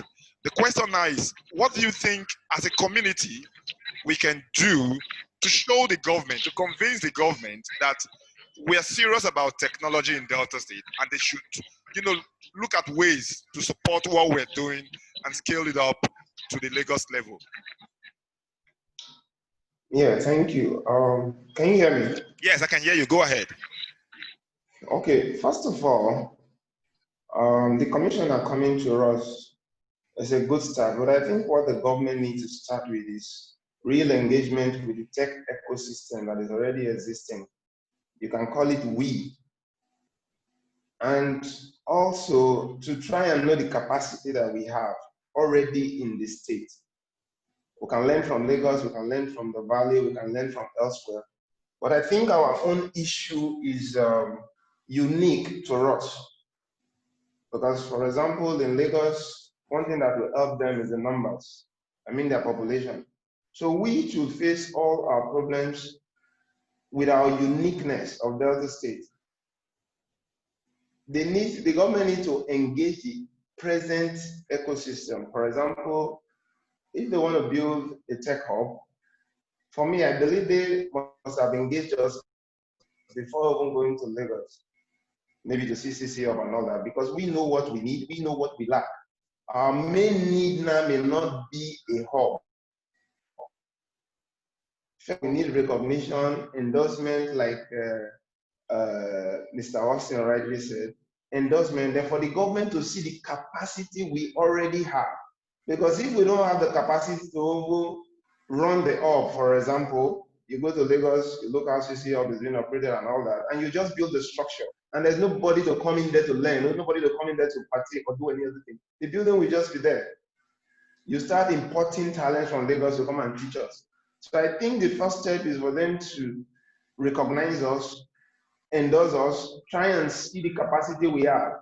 If we have programmers, if we have innovators, how good we are. Then before we talk of how to build on whatever we have already, or the quality. So knowing our capacity and the quality is very, very important. And for them to always put us in the picture so that we can advise, because we are the one that will run whatever they want to do. Then doing it without we knowing, it could be that that's not our priority. So I think the government should always engage us. And another issue is about having a blueprint. If the government want to do anything, fine, the government that is in power, they may have a blueprint that is good because they will be taking the glory. But what happens when they go out and the next one comes? Because they're not going to take the glory of whatever that is happening there. You see that everything will fall apart. So if you can do something on that extent, after you build a hub, for example, the Kowa government now may take it very serious because they are the one that build it. The glory will go to them, which is right, But what happens when they are going out and the next government is coming in? Are they going to continue? Is there going to be anything like continuity, a blueprint that they will follow?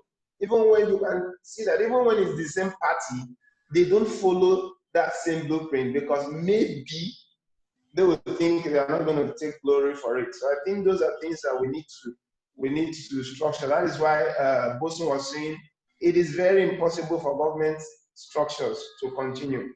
It may start well, but with time as they're going out, either by bureaucracy or by politics and all that, things will fall apart or whatever.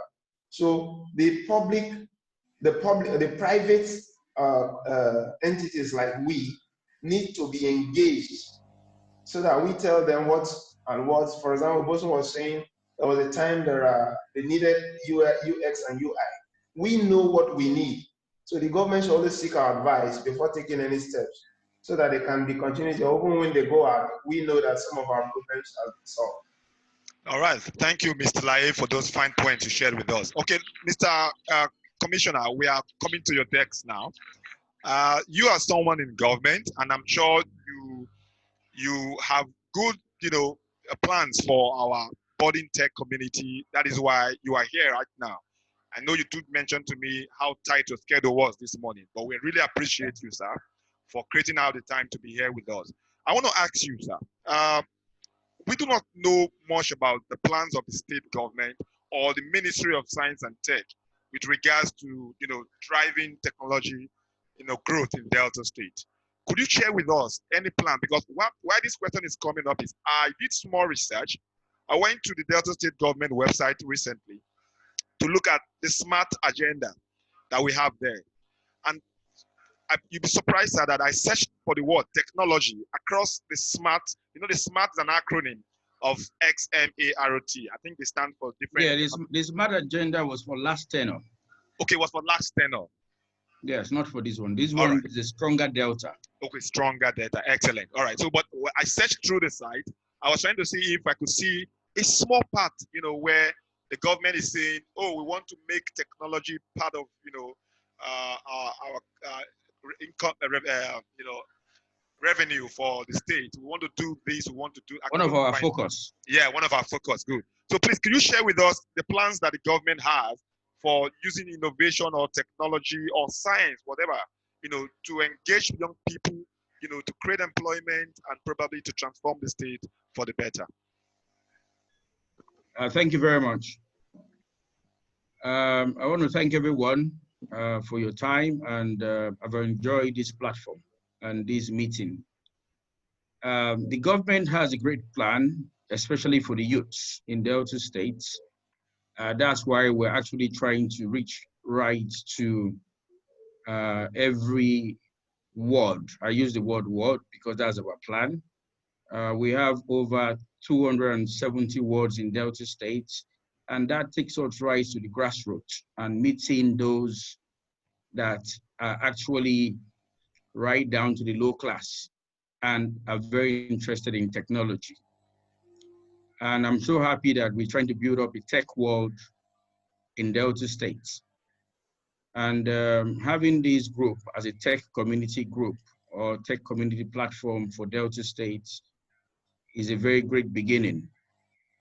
We have a lot of programs which we're planning right now in the Ministry of Science and Tech.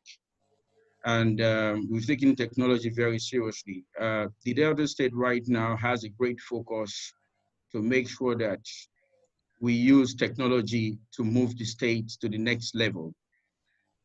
You just said you've not seen anything on the website for Delta State in terms of having technology as a focus.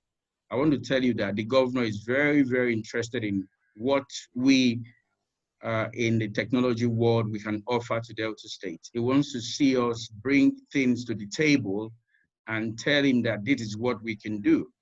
Excellent. And yeah, and right now, he has actually, I can tell you as the commissioner that we have a budget for youth empowerment, youths that are actually ready to be empowered using technology, ICT more especially.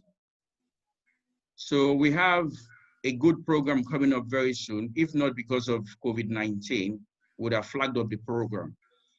And we're still planning to make sure we get that ready very soon. That's why the governor made a lot of money ready for the hub we have that was built not in Okowa's regime, it was built in Uduaga's regime.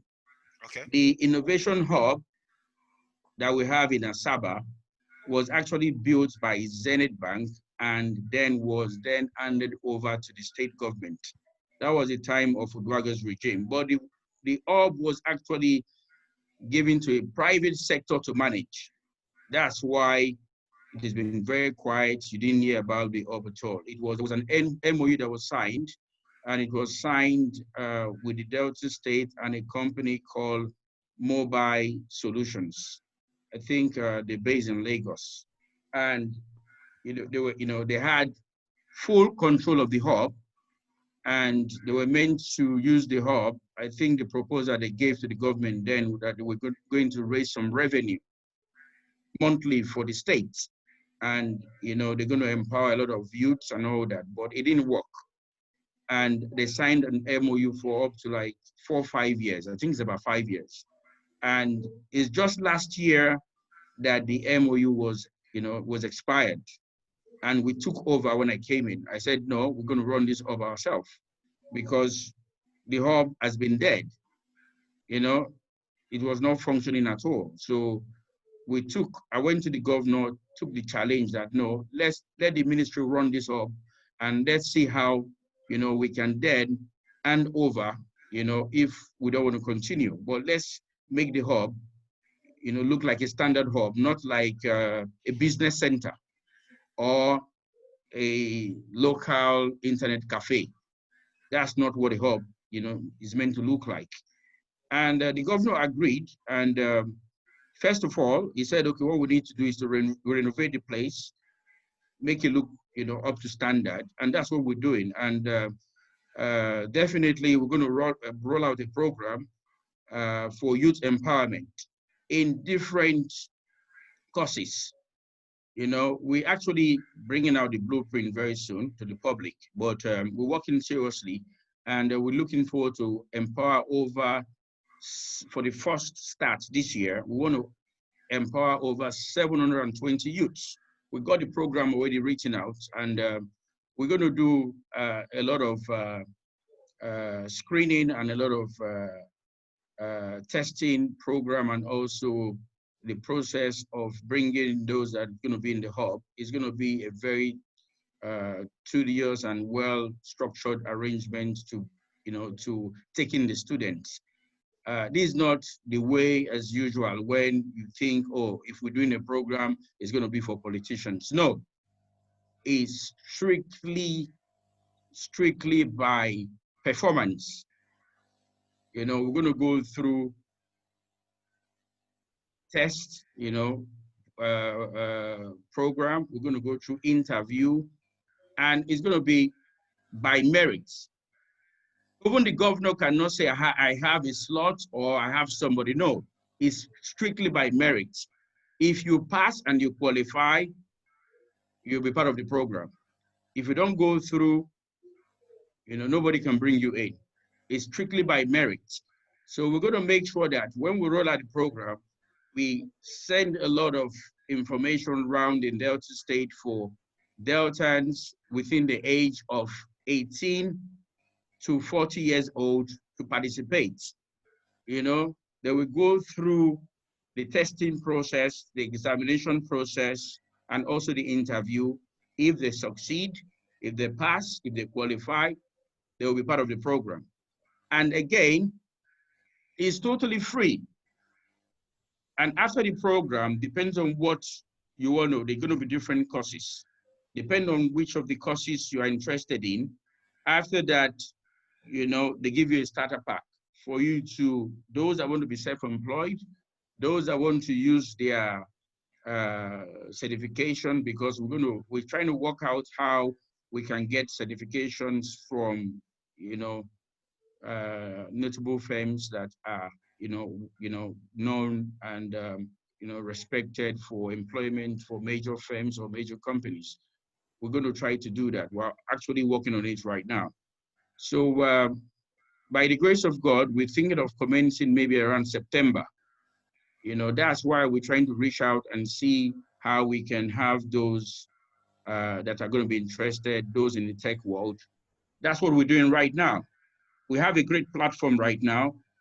If we put the information on this platform, I know we're going to get over 2,000 people that will be interested, you know, in taking part of this program. So I think we're starting well, and definitely we're going to reach out to the grassroots, and we're going to reach out to everyone that wants to be empowered by this present administration. So I heard Laye saying that, you know, building the hub or the innovation center, you know, probably after this tenure, maybe it's not going to work out well. You know, there's always a way for you to strategize to make sure things does not fail. You know, there's always a way you can sit down and strategize. It doesn't matter if it belongs to the government or it's private. You can sit down and think of a way to make sure it does not fail. So that's what we're going to do. Okay, that's my focus. That's the focus of the government. But we must start somewhere. That hub has been there for the past 5 to 6 years. It was not built by Okowa's administration, and is a very fantastic building that was built by Zenith Bank and then handed over to the state government. We must make use of it, okay? And we must start somewhere, and that's where we're starting from right now. So I think, you know, there's still room for anyone to come in, bring your advice, your suggestion, your ideas. We're ready to work with you, and we're ready to move the innovation, technology world in Delta State forward. I know that the present situation of technology in Delta State is struggling. And I know definitely there's room for improvement, and we must improve. We must always improve. So I want to thank you all. I don't want to take too much. I don't even have enough time to have a meeting now for, I told you, Paul, I have a meeting for 12, and the meeting is already on right now, and I need to join that meeting because it's a very important meeting. It's a committee meeting for the state government, and I'm part of the committee, so I need to join that meeting. It's a Zoom meeting also. I need to join that meeting for 12 o'clock, and I'm almost 8 minutes late. But I want to say we're going to have more time doing this and having a discussion and thinking of a way that we can move Delta State forward when it comes to technology. So I want to thank you all, and probably next time when we have this meeting, I'll have enough time for questions and all that. And I greet you all and I say thank you very much. Thank you very much, Mr. Commissioner, for creating out the time to be with us. The video call is being recorded, so even if you go, even if you leave, 1 minute, Mr. Laye, please. Even if you leave now, you can be rest assured that all the excellent points that will be discussed here are recorded, and we will share it with the world. We will upload it on YouTube, and of course, you will also have time to go through, you know, those points and see what can be sifted out of them, and, you know, put to use to help move our state forward. Thank you, Thank you sir. very much. You're welcome. Mr. E, please, I want to come back to you now. Delta State is blessed with a lot of private corporations. You know, we have some big companies in Delta State, from the oil sector to, you know, other sectors. What role do you think these companies, these private companies, even some of them, the banks and all of that that are within the state, what role can they play to help, you know, this ecosystem we're trying to build in Delta State, you know, to thrive? And how can the tech community, you know, work with these private, you know, organizations to make this ecosystem grow?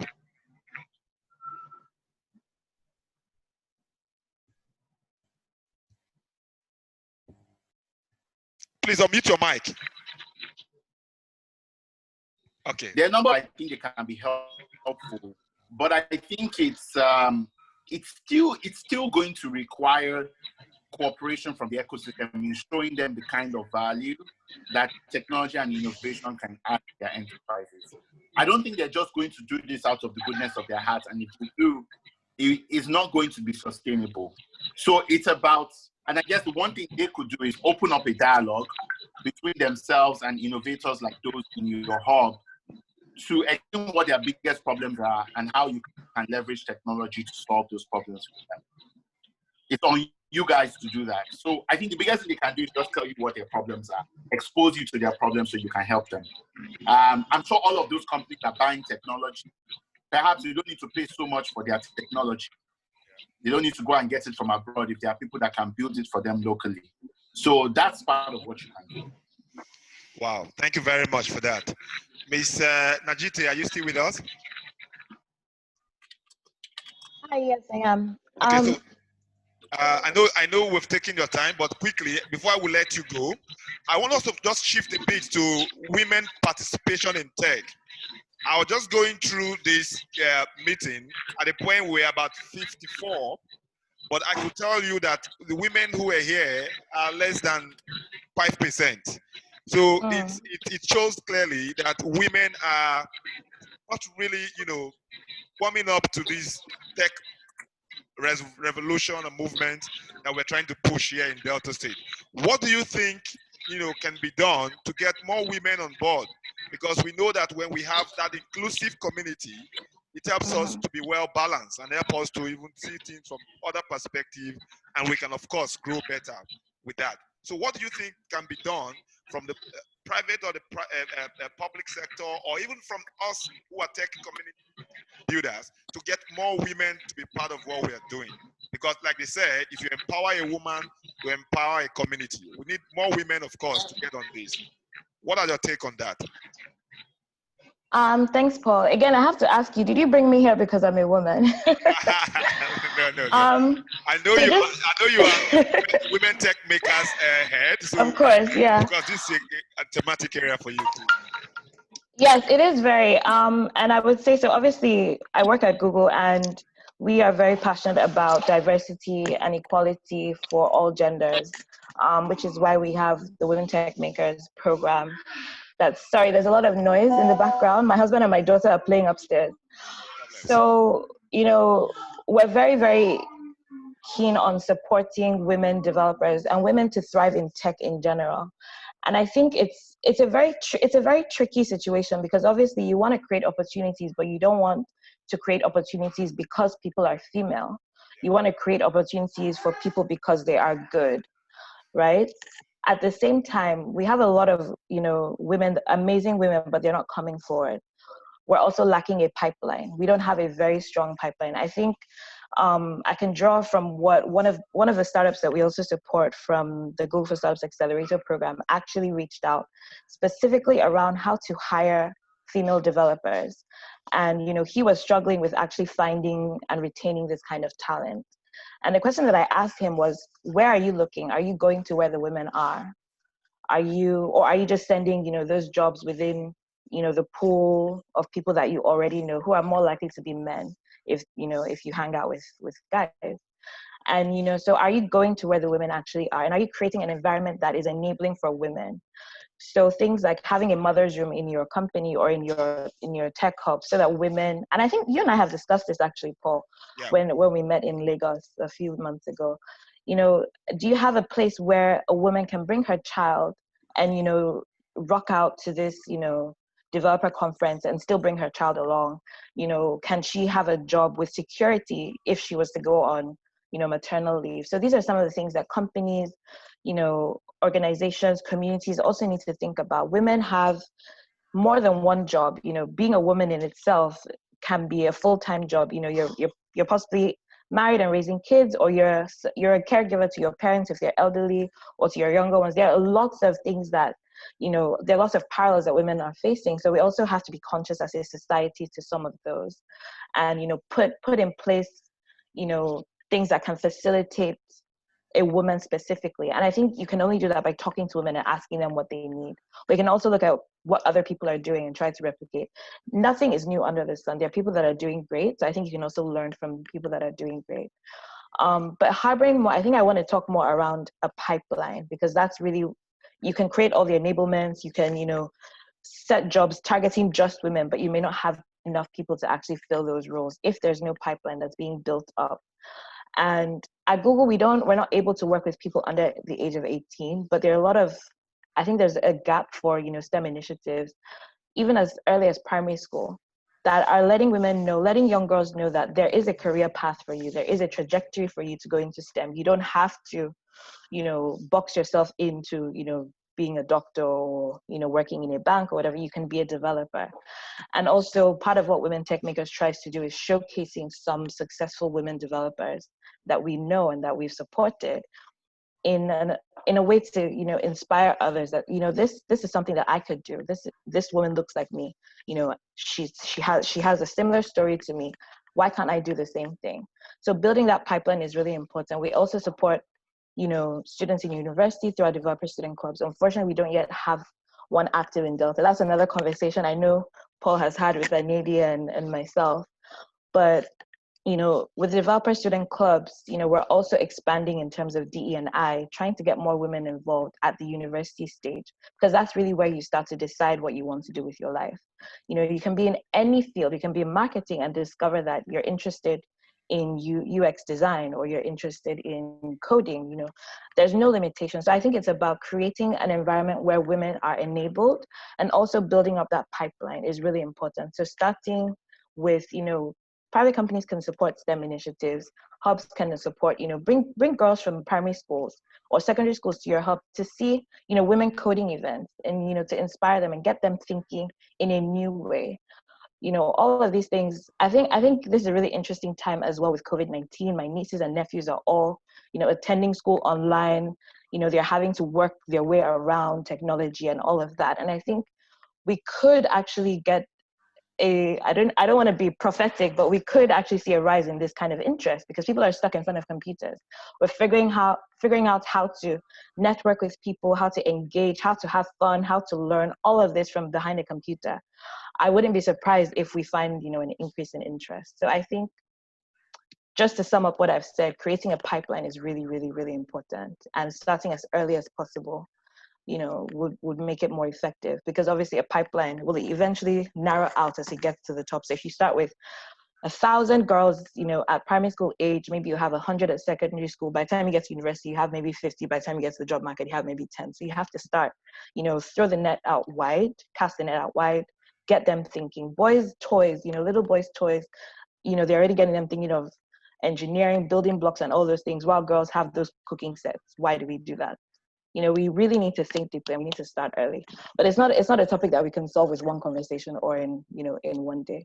But yeah, the pipeline is important, but also creating an enabling environment for the women that are actually putting in the work and actually in this field, so that you don't drive them away. You want to retain them, and you want them to attract more. I think that's the only way to do it. Well, that's one way to do it. Let me not say the only way. Wow, thank you very much for those fine things, points you shared with us. We are definitely going to continue this conversation another day. Thank you. So that we can now look at some of these areas one by one and, you know, touch on them. I'm afraid we do not have much time, but let's just... Yeah, I've got to run, but thank you so much.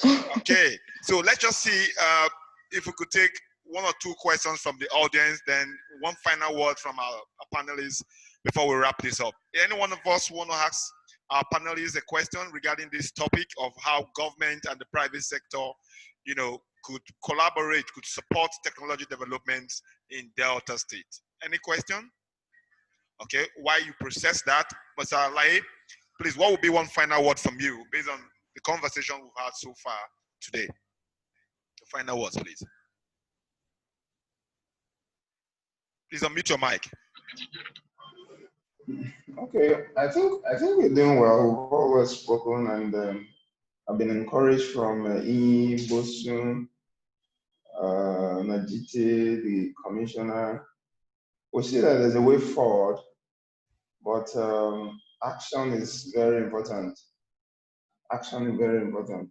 One thing also we are not talking about is the collaboration within us, the ecosystem. I know this summit is mainly for government, but if we on our own, we are not well organized, we can't even project ourselves. There's no way we can blame the government for not endorsing us. That's the first step we need to do. We need to collaborate, be able to project ourselves, even without the government. We should be able to do something to attract the government, to attract other investors, to attract people like even Iyinoluwa, Onajite, Bosun. You don't have to go to, for example, look at what Iyinoluwa is already doing.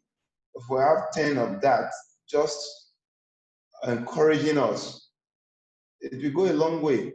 It will go a long way, because I think they are the one that before you speak 2-3 words, they understand 10 words that you're supposed to say. The government, you have to talk and talk and talk.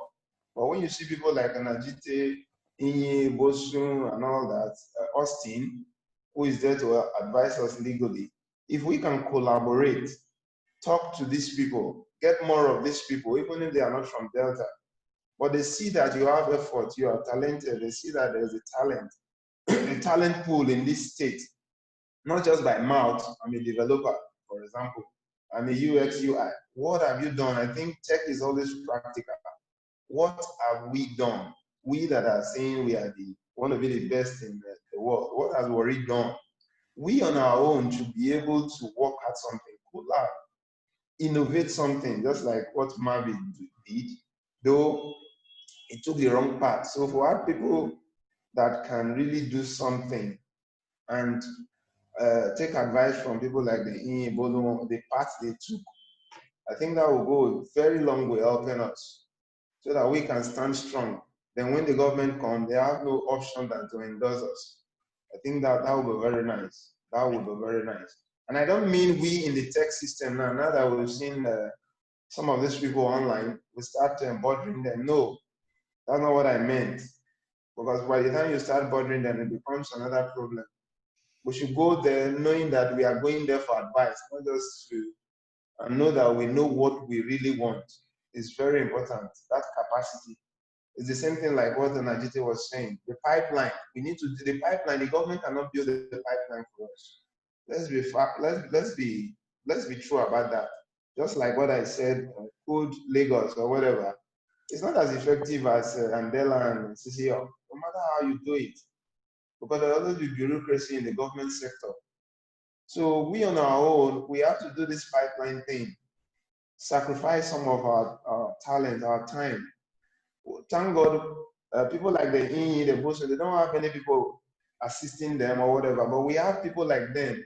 So we should be proud of that. We should be, that's grace given to us. They are there for us to advise us, to tell us the paths to take. And even you can see that they're assisting financially. So we are in a better generation, better advantage. But we need to show that we won't let them down. It's very important. So collab within us is very important. Right. We can compete and collab. Okay. Thank you, Mr. Laye, for those fine points. The importance of collaboration cannot be overemphasized. Okay, I see a hand up there. Let's hear the question or the comment from OJ. Please unmute your mic, AJ. All right. Good afternoon, everyone. Good afternoon. want to appreciate all the speakers. Personally, all the points that have been raised, I think that are very dear to me when it comes to development in Warri. But I would like to put some comments out. The first one is, in as much as we want to innovate, we should also look at rebranding what it means to have a laptop in Warri. My last visit to Warri, unfortunately, I was with my laptop, and then the police stopped us, and it was asking for my receipt. And I was like, I don't understand. Am I supposed to be walking about with my laptop receipt? I was arrested. They took the laptop to the station, and then I had to go home. I looked through my bag. I didn't travel. I'm based in Abuja. I didn't travel with my laptop receipt. And they all branded me to be a Yahoo person. All automatically. I had to pay 10,000 naira to sort it out. My cousin actually eventually paid, because when I started talking, he just got to the point where he just said, "Hey, shut up." And then he just went to the side and cornered a police officer and then gave the person 10,000 naira. They gave me back my laptop. And then we left. And I was like, this is Warri for you. Anybody with a laptop is perceived to be a Yahoo guy by the police if you are caught, generally. So there is that space we need to do, in as much as we are encouraging people to come to tech. If not that I'm in technology, if my mom sees my younger ones with laptops, she's concerned with what they are doing. Because sometimes my mom will call me and ask me, "Do you know what your brother is doing on this laptop?" He's always on the laptop every day. So there is that. In as much as we want to innovate, we're talking about technology growing in Warri, there is that mindset that needs to be tackled amongst the youth. How do we get them to engage with the system beyond criminal mindedness? And people's perception to people operating, always being on their computer 24/7. And then my second suggestion would be to the government. Since we have the minister here that is saying they want to how we can, Commissioner, we want to create a more enabling environment for technology. One way is to automate government processes. So your vehicle registration, for example, why can't I go online to do it like it's easy in any other state? In Abuja here, there's the self-service renewal that was just launched. So if more government processes were seen to be accessible online through technology, it creates that perception of Warri is a tech space. Warri's government is embracing technology. So those are one, aside from organizing trainings and work and all those stuff, but putting technology as part of his operation as well would also enhance acceptance of technology within the ecosystem and in Delta State as a whole. Thank you. All right, thank you very much, I say, for AJ for those fine points. Mr. Aboyeji, please, one final thought from you before we call it a wrap. Yeah, I think the key thing for everybody to keep in mind is that the reality at the end of the day is, at the end of the day, it still boils down to innovators to make the ecosystem work. You can talk about the role of government, you can talk about the role of corporate, you can talk about the role of this and that. But if innovators don't do the work of ensuring that their ecosystem is vibrant, none of these other guys will jump on board. I was there at the beginning of CC Hub. We didn't talk to government the first day. The second year, we didn't talk to government. It was maybe the second and a half year. We started talking to government and we didn't ask them for money. We just said, allow us to lay this fiber free.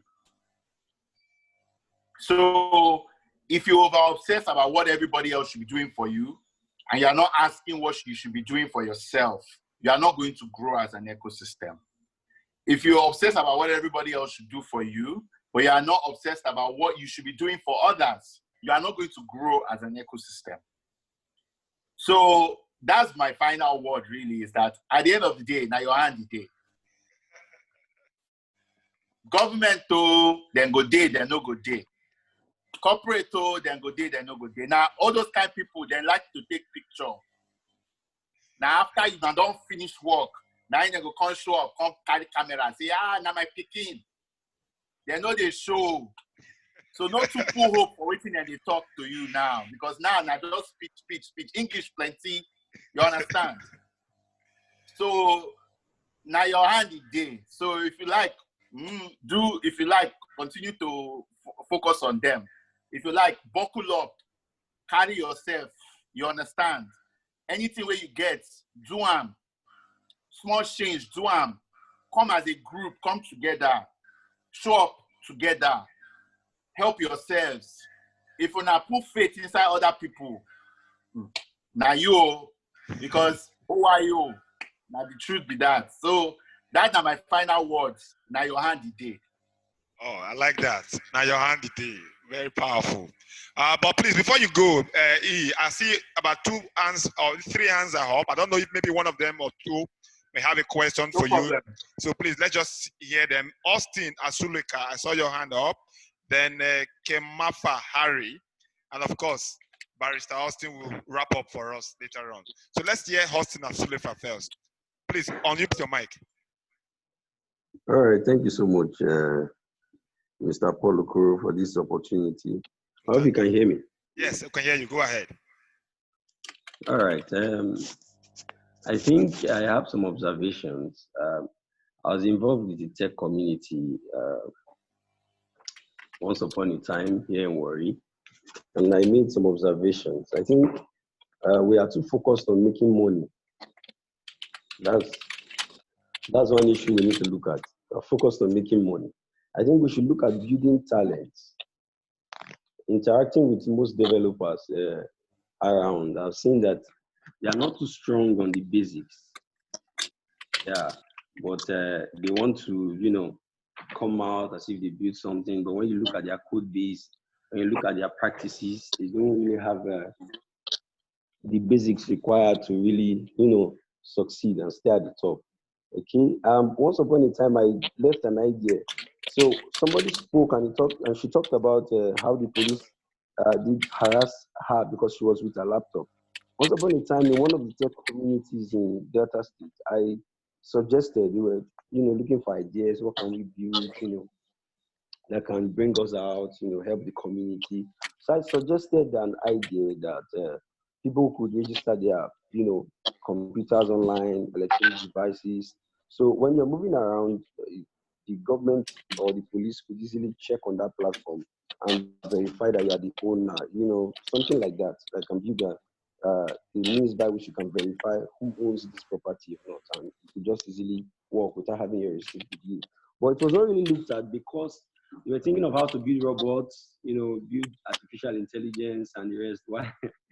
Why the basics? We are running from it because we like things that do sound, high sounding stuff that would attract the money. But before the money, we need to build what can, sustain the money. And again, I have a question to the hub owners in Delta State. What are we doing for ourselves before talking about the government? What are we doing to support upcoming developers?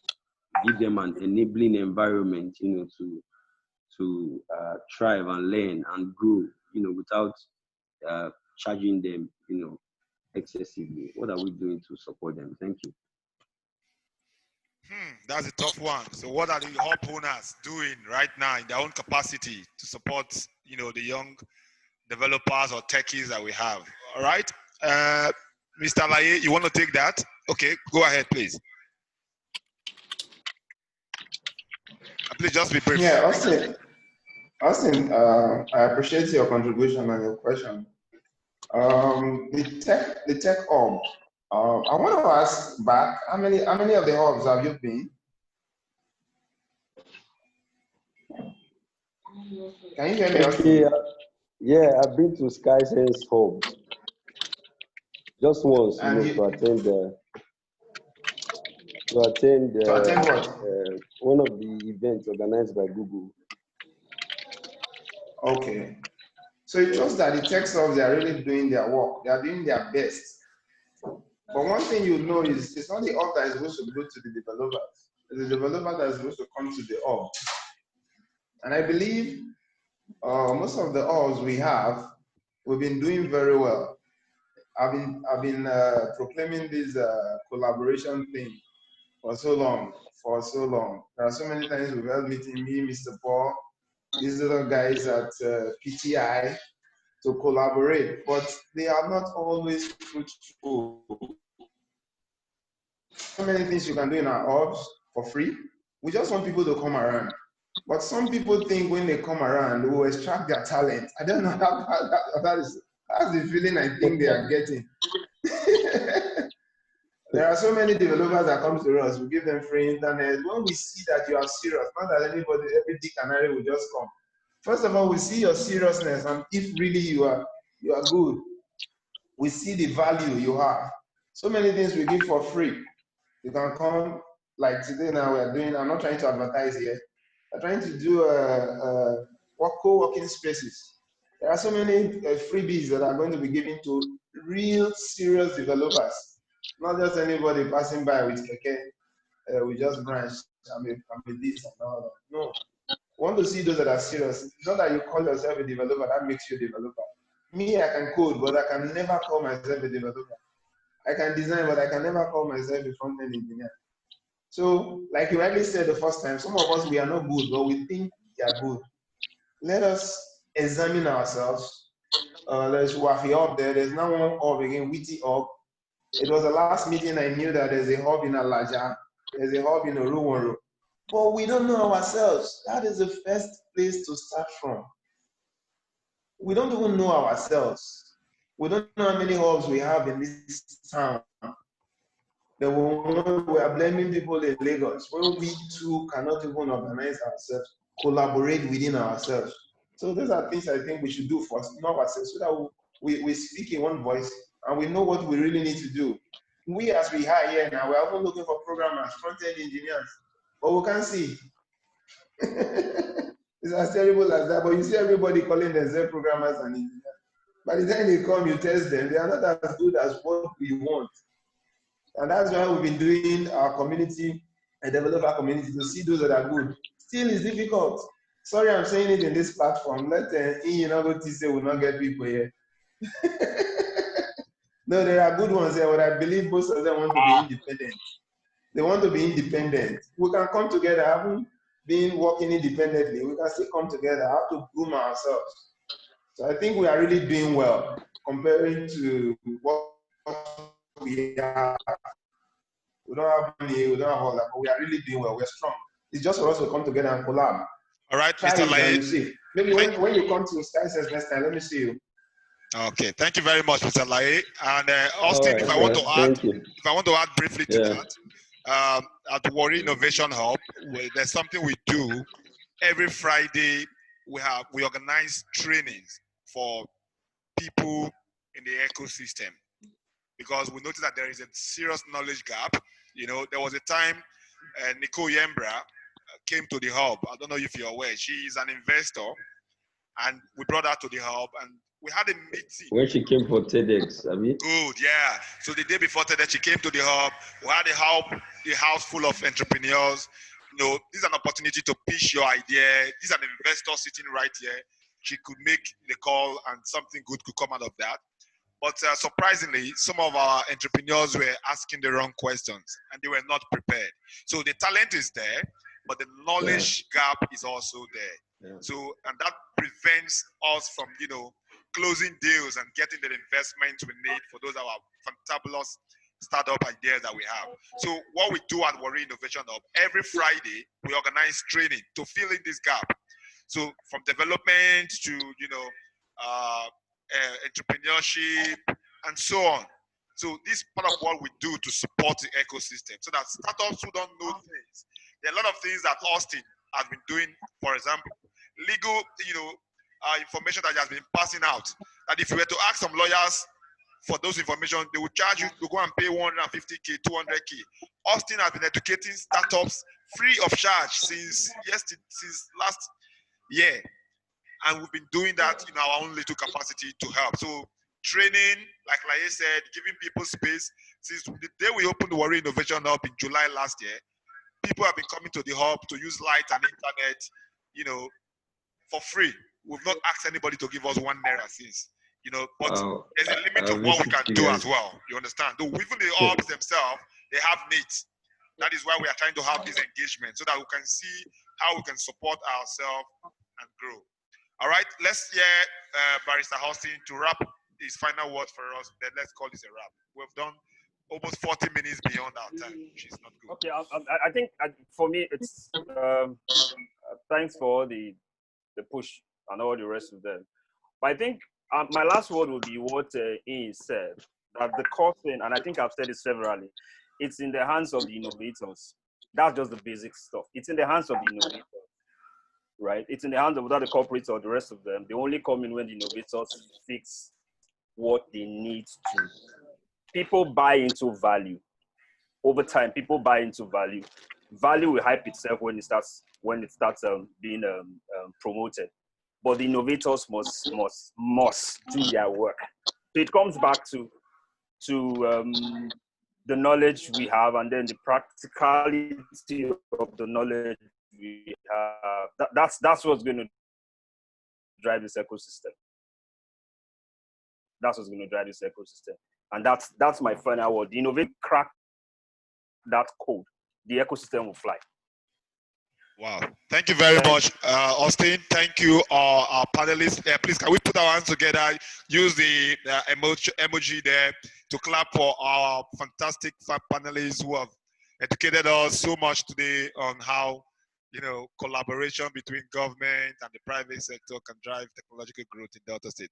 Thank you, Iyi, for staying with us. I know you have so much, you know, to do right now, but you were with us. Thanks to Onajite, although she has left, you know, for squeezing out the time.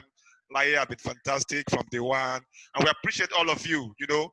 I'm actually wowed, you know, to see that even at this point, we still have about 34 persons, you know, who are still in this meeting. I was thinking at the moment we cross 12 o'clock, the meeting will reduce to maybe 5 persons, maybe me, myself, and, you know, okay, but we still have a whole 34 persons. This is good. It shows that the interest, you know, is there. So we just need to continue to keep this fire burning, like Ian said, and with time, you know, some of the things that we are looking for will start chasing us.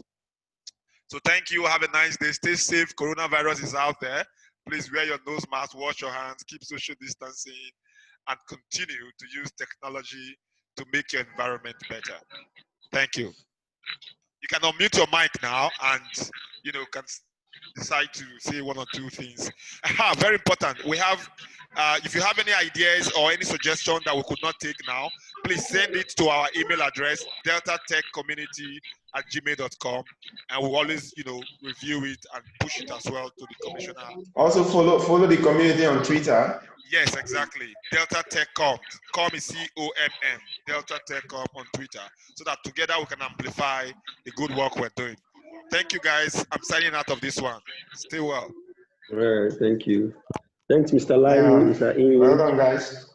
Thank you so much. Yeah.